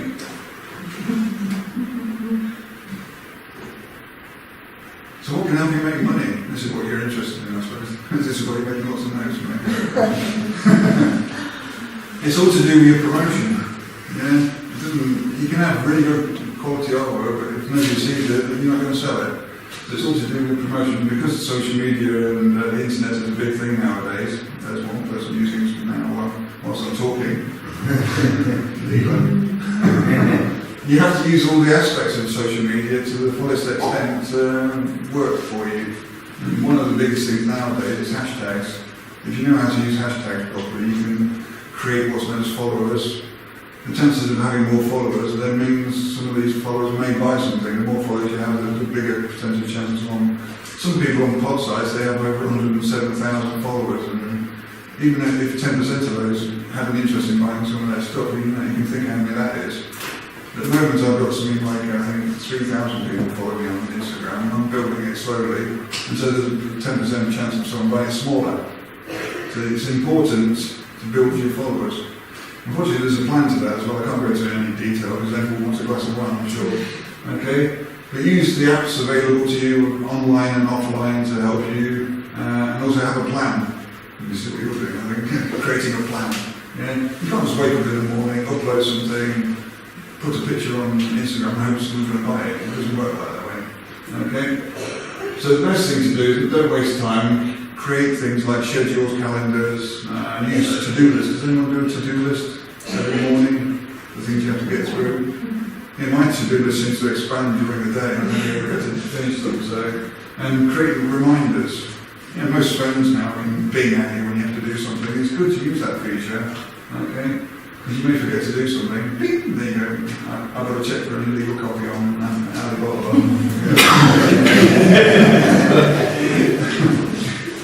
Okay, so this hashtag ideology, there's no real science to it because each social media website uses a different algorithm. But if you use the standard form, Instagram, for instance, allows 30 hashtags maximum. Yeah? What you need to do is to use those to good effect. Don't say buy my iPhone case. It doesn't work that way. So what you have to do is try to create appropriate tags that are going to help you. And if I use a little desktop application called Flume. Does anybody know that on Macintosh? Flume, F-L-U-M-E. Is it a Mac app? It's a Mac app. It costs like $20 or something. It's on the App Store. I don't like getting my iPad out, taking a photograph, uploading We'll find it. It's there, we'll find it. Yeah. What I do is I have this app and I can do a screenshot of my work while I'm painting it and instantly put it on Instagram from my computer, which is useful for me.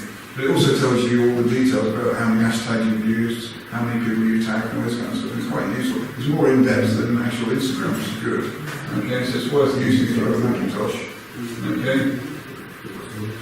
think about using these total 30 hashtags. You do read some reports saying you shouldn't use 30 hashtags, but if you're a young fledgling artist, you want to try and get popular, you should try to maximise the amount of hashtags you use.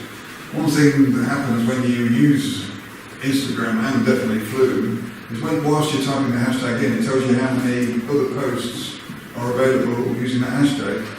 That means there's a good chance if you use a smaller amount of audience, you're going to get seen. Don't use hashtags with a bigger audience because you're going to get lost. Okay? So find hashtags that represent what you're trying to do with less of an audience. Yeah?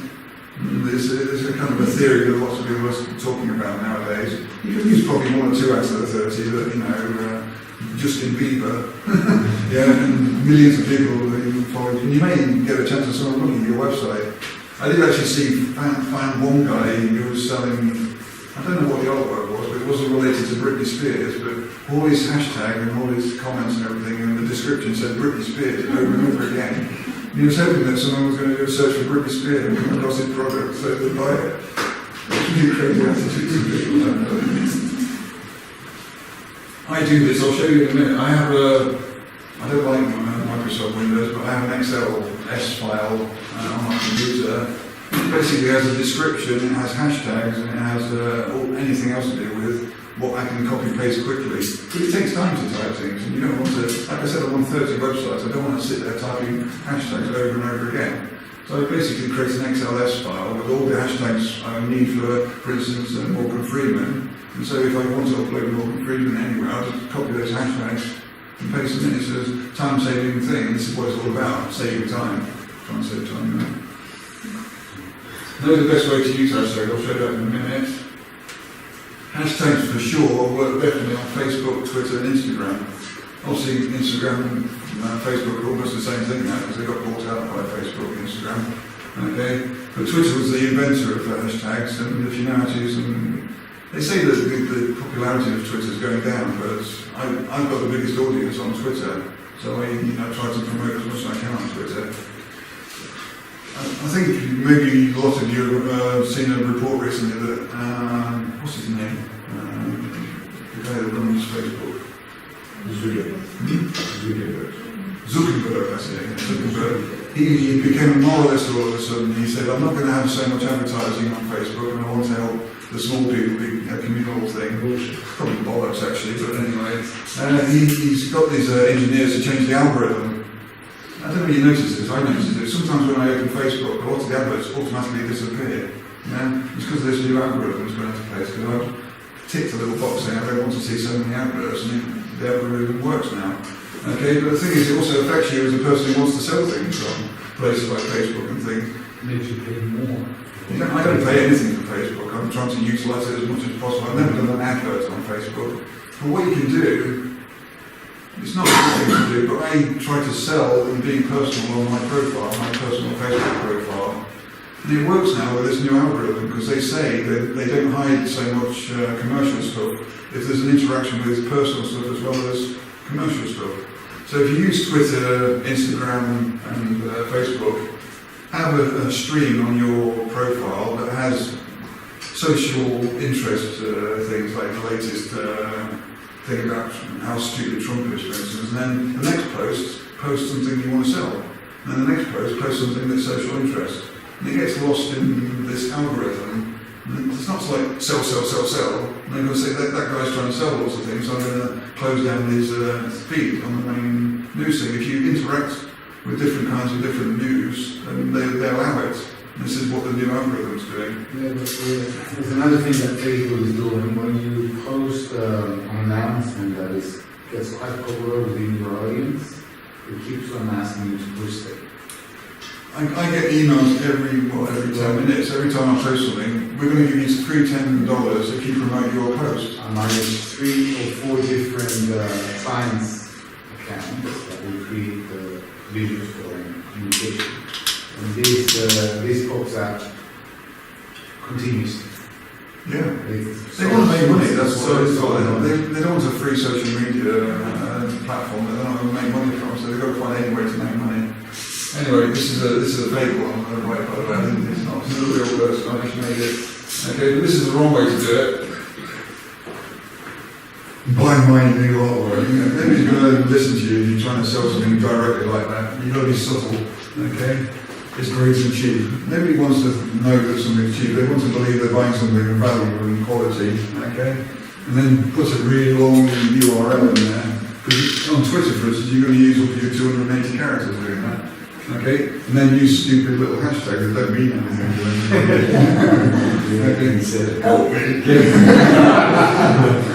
This is kind of like a good example of how you should do it. Make it into a kind of a conversational piece. You know, I've just recently finished a piece of artwork. If you're interested, you can find it here. And you've got a good chance that someone's going to actually follow it. But inside the actual sentence, utilise anything that could be a good hashtag. Okay? And it goes on to thousands of different streams then. And it's complicated my commissions or my artwork is. And I have my email account open constantly. And I just check my email and I get a ping. Yeah. You've got me. Okay? And very rarely I do anything else social media. I do everything in the morning. There are strategies behind when you're supposed to post things on social media.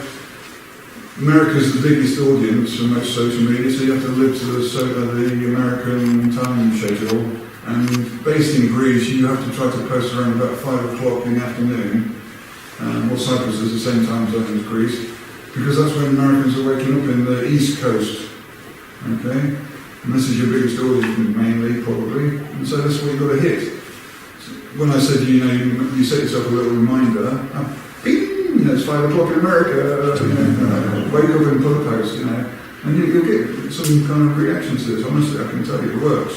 You know? You'll see lots of sites that tell you this. You know, they'll have little graphs with little charts that go up and down at certain times, and it works, because that's when, can you imagine, you get to work in America, you sit down at your desk, you do what I do, you turn the computer on, look it through social media before the boss walks in, you know, and this is around about 8 o'clock in the morning. Yeah, this is 5 o'clock in the afternoon in Greece. So if you hit that, whilst they're just browsing through their social media and before work starts, you might make a sale. Okay? It's important to understand that. Right, these are some examples of my brand. This is Pinterest. You see that really low followers. I don't know why, but you can follow me on Pinterest if you want. Boost the numbers for me. Okay, I'll just tell you quickly about that. Let's go back. There's two versions of Pinterest. There's the business version and there's the personal version. I've converted to the business one, which allows you to have this, which is like a slideshow. You can show 5 of your most popular boards, and you basically go to buy, and it looks attractive to somebody who's passing by and wants to buy some art. I think they get sick and tired of seeing all my characters all the time, but I don't care. But I do populate my Pinterest with some kind of interest things as well. I've got a board, for instance. Because I've got a dog, I did research on famous artists who have dogs. And there's a board, and I think there's like over 300 pictures of really famous art. Like Picasso used to have dachshunds and things like this, and there's pictures of it. But if people's looking at them, they may have a chance of looking at one of my boards that's selling something, and they may click on it, you see. So you have to think about this, you know, make them entertained for a while, and hope they're going to follow through and buy something. I should say actually, since I've been doing all this kind of strategy, my sales have increased, so it must work somewhere, don't I? This is my Facebook profile, not my page. But you see, I do this. I have this banner which basically you'll see on other social media sites. There's a connection between my brand in some way and what I'm trying to do. I used to just put anything up there, but I read a report saying you've got to create an identity and make it effective. And I'm trying to say that I do caricatures. There you go. That's Nick Cave, by the way, isn't it? There's my dog. You can see my dog actually as well. Look at that. Yeah. This is my Facebook page, which is different. That's completely designed to represent my brand. And there's certain things you can add to it as well. You can add an Instagram feed, because it's owned by Facebook now. You can add certain websites, like this is Fine Art America. You have a plugin, you can just plug it in and it shows all your canvases from Fine Art America. You can also now create your own shop on Facebook, which is a good thing. But you can either sell it and do all the printing and sending yourself, or you can link it to a known website, like I link it to Redbubble. But it's worth having if you want to sell things, because most people interact on Facebook. It's the most popular social media site, so create a fake shop, as it were. and direct them to the places you want them to buy it.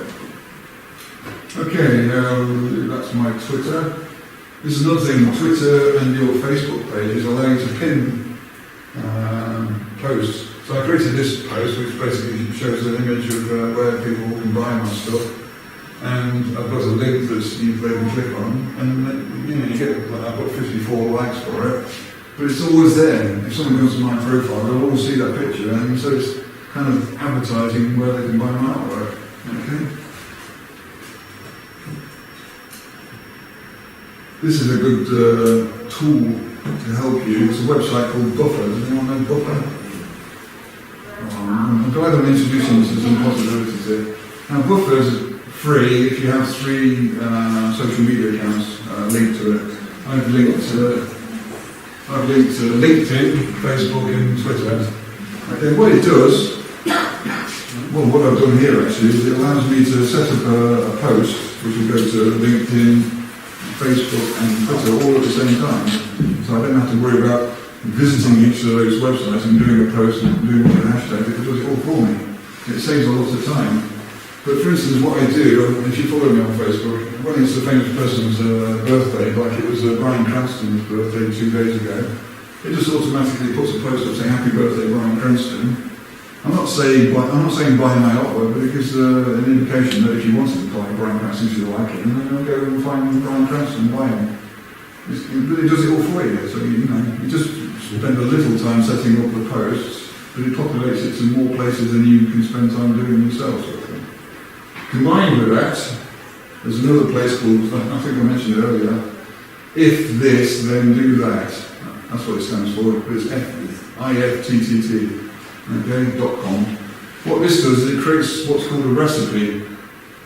I explain this more in detail in the book I told you I've written, but the way the recipe works is, for instance, I've basically made it so when I post something onto Instagram, it makes a bitly link for me and puts it into a text file and then adds that to my Google Drive.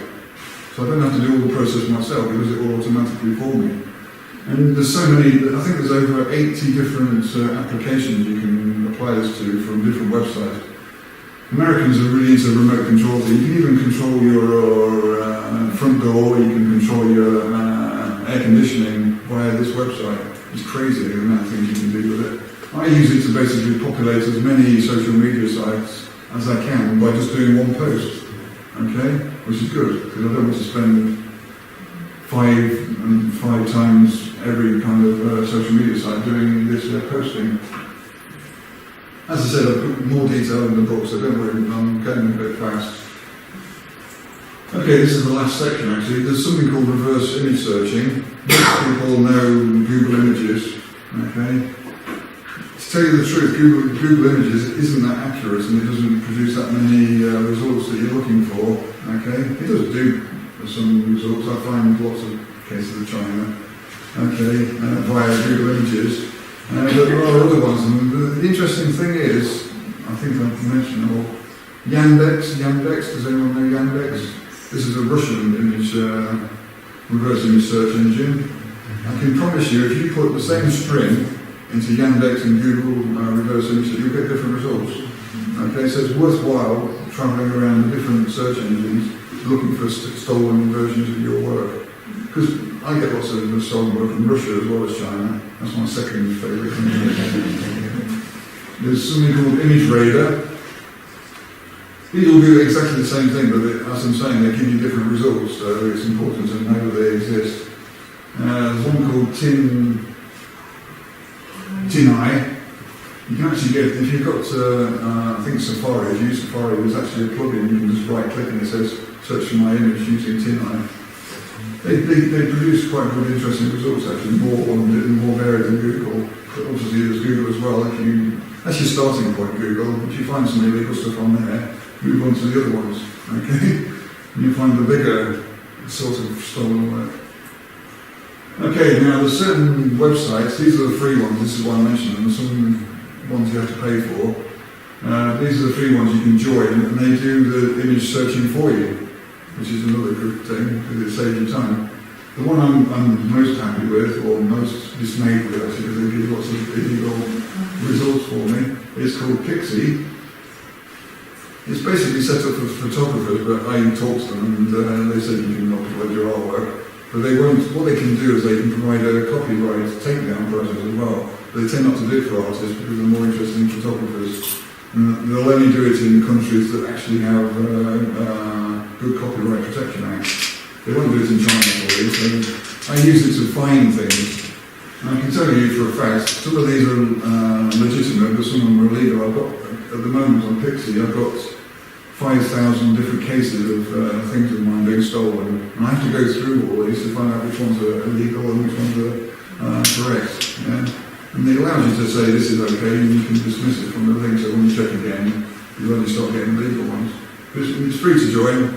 You just send them an email saying, can I register, and they'll give you a reply after a month or something. Another one is called My Owls. Okay. I don't know what it's got to do with cats and things, but anyway.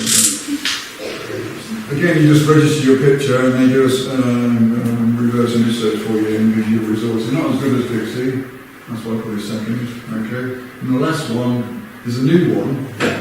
It's actually been set up by some guy who did a Kickstarter campaign, got more money than he wanted. I think he got $3 million for a $300,000 campaign. He wanted to do some good for artists, so he created this website. He's actually connected it to the American Copyright Institution, which is the Library of Congress, like I said. You get cheaper deals if you want to register your copyright via this on the library. And also, again, it basically gives a timestamp when you created something. So as soon as you made a picture, you upload it up here, and they will willingly prove that you actually the owner because you've uploaded it on that date. And they also then do an image, reverse image search for you. Okay, I'm on all of those, and they all give different results. So it's good to be on all of them. Okay, the good thing about those next to the actual search engines, they do it all for you. So you get an email from Pixie, and we found 300 new cases for you. Do you want to check them? You know, no. That's so flattering. Okay, just to round off, as I said, this is the website I've created. There is lots of useful information there. It's usually third party, could have just extracted it from other websites, but I've put it into one place. I've got interviews, I've got things you can download, and sort of moths flying around somewhere. Okay, but if you want to visit, you can do and find out if you find something useful. I'm quite willing. There actually is under the resources a questions page. If you've got a question about copyright, you can just leave the question on, I'll answer it for you. As I said, I'm not a lawyer, I can't do anything technically, but I can give you an experience about what artists have experienced and you can give a good reply. Okay? Tips and converters them off. This is, I think I mentioned it quite earlier, I've got a reminder calendar on my Macintosh. When I do a picture on Sunday, one of the processes I do after I've done the picture is I look for their birthday. I put it into my calendar and make a little ping, so on the, 2 days ago, ping is Brian Cranston's birthday, and I'm basically then on Instagram, because you can't do auto uploads onto Instagram yet. We're actually changing this, we're actually allowing companies to do auto posting on Instagram, which is going to be a good thing, anyway. But what he does is he gives you a reminder saying, oh, I've got to put Brian Cranston on Instagram, I've got to put it on other places. Okay, and there's a nice way to get an audience, because basically, if somebody's searching for Brian Cranston's birthday, because they're a fan of his, they'll come across your newsfeed item and they may visit your store. Okay? That's a nice little tip. If you do think as well, like for instance, I've got the International Polar Bear Day. Yeah? Okay, I'm an animal lover, like animal, but I've also done a picture of a polar bear. That's why I put it on my calendar. So when that day comes, I'll put that picture on all the sites that may help get somebody to possibly buy that. It's a useful thing if you do pictures of cars, for instance. See when it's International Car Week or something, and post pictures of cars. This is a selling mechanism. Okay, if you just, like I say, if you just put something online and hope somebody's going to buy it, you're just going to be poor forever. And that's the result when I had the Brian Cranston's birthday. Add your link anywhere you possibly can. I don't know whether people get annoyed with my emails, because this is my signature on my email.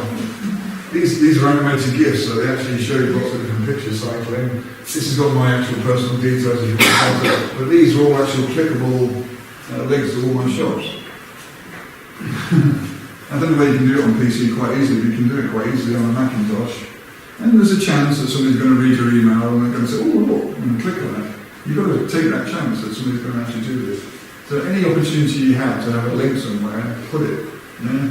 You're in the market to make money. You're not going to make money if somebody doesn't know where you exist. Use mock-ups, okay, because the things that the pod sites tend to provide aren't very good. You can buy in mock-ups or you can find free ones. The ones you purchase are probably better than the ones. This is what I did recently this is a Nicosia thing that was last year. Andrew Key told me to do a picture and I just mocked it up to make it look nice. It's better than just posting it online, because if you just post a picture online, someone can steal it. They can still see the picture, but it's hard to manipulate it to steal it. Okay. It protects your artwork for copyright reasons as well. I mentioned before, engage with the audience. I do this thing every Sunday now. I think if you follow me on Facebook, you're probably annoyed and fed up with it. But every Sunday I do a caricature. That's why I've got so many. Okay, I've been doing it for 3 years. You can imagine how many caricatures I've got now. But I do this quiz now. Okay, I set this page up. It's called Celebrity Sunday. If you want to participate, what you need to learn to do is to. They basically say in business, sometimes you have to spend money to make money. Yeah. I'm willing to give somebody a free T-shirt if they come onto my website like this and guess away at the quiz.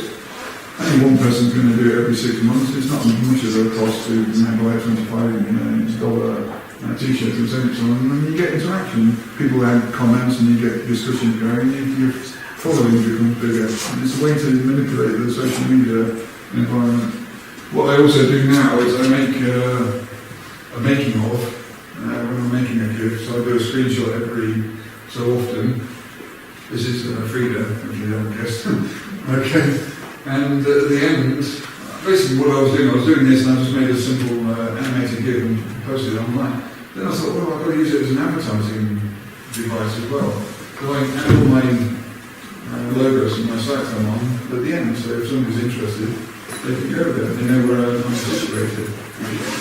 I also found out that you can actually convert animated GIFs into movies, which are hard to rip from, but easy to protect basically. The quality of the images doesn't look good when you take the image out of it. And I convert all these into MP4 videos and I put them on YouTube, I put them on Twitter, and I'm happy to do that because nobody can really steal the artwork from it. So you have to find ways to protect your artwork in that sense as well. You can actually take images out of the animated GIFs because you just open them in Photoshop. They're not very good quality, but as I said, these guys in China don't give a shit about the quality. So you have to find ways of protecting them quite well, okay? And I think that's about it. I'm coming to the end. Always reply to comments, I told you this. Regardless of it's negative or not, try to be as positive as you can, because some good customer might read that and you've got to give a good like. This is why when you go to shops, even though you're annoying the assistant, they've got to be nice to you. You've got to have the same mentality when you're selling things online. I've had lots of people say negative things. It doesn't affect me too much anymore. Now, this is one of the examples of how it works well. I don't know, it's because I think I've got over 1,200 Greek followers on Facebook. Maybe that's the reason, but 2 weeks ago I was invited down to Athens to be a jury member on the Edgar Awards for illustration. And I asked the guy, I said, can I put up the Edgar symbol so I can advertise that I'm doing it? And for some reason this year, this is the highest liked post I've ever done. And it's got 30 odd comments. The thing is, this is how Facebook works. I don't really know this. Nobody ever checks this little thing on the top right corner. It says, on your newsfeed, it says popular posts or most recent posts.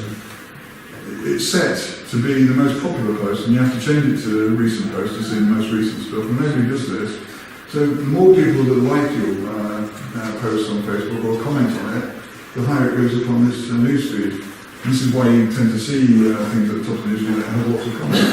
And I think this is the reason I got so many likes and so many comments, is because it constantly keeps getting bounced to the top of the newsfeed. You've got to try to think of a way to manipulate this. The way you do it is instead of saying, this is my picture, it's available here, buy it, make it into a conversational thing. See if somebody's going to add a comment, or give your mother or your girlfriend's a comment on it or something, and you start going up the ladder, and this is how you manipulate the system. Okay? I think yeah, I'm going to remind you again, if you want this newsletter, it's in more depth, so as I said, it's 50 pages long, it's probably going to be even more by the time I finish it. It's going to be available on my website, newsletter, and that, you basically just take one of these cards, sign up on the website, and when it comes around, just click on the link and you can download it. Okay? I just wanted to put something funny at the end. Yeah. My dad said no, but I carried on. Okay? Has anybody got any questions? Too many. No, we want to glass of wine. It's okay. Helps always. We're cool. Has anybody got any questions at all? No? That's good. I've obviously covered everything. Okay, like I say, more in depth in this PDF, so do download it if you're interested in something or interested in copyright. I'm quite open as well, it's got my email on there. If you want to know anything and just want to chat with Roy, if you know me, just ask me, okay? I'm quite a helpful kind of guy, that's why I set up the website about copyright problems and everything. Okay, and that's it, basically. Okay.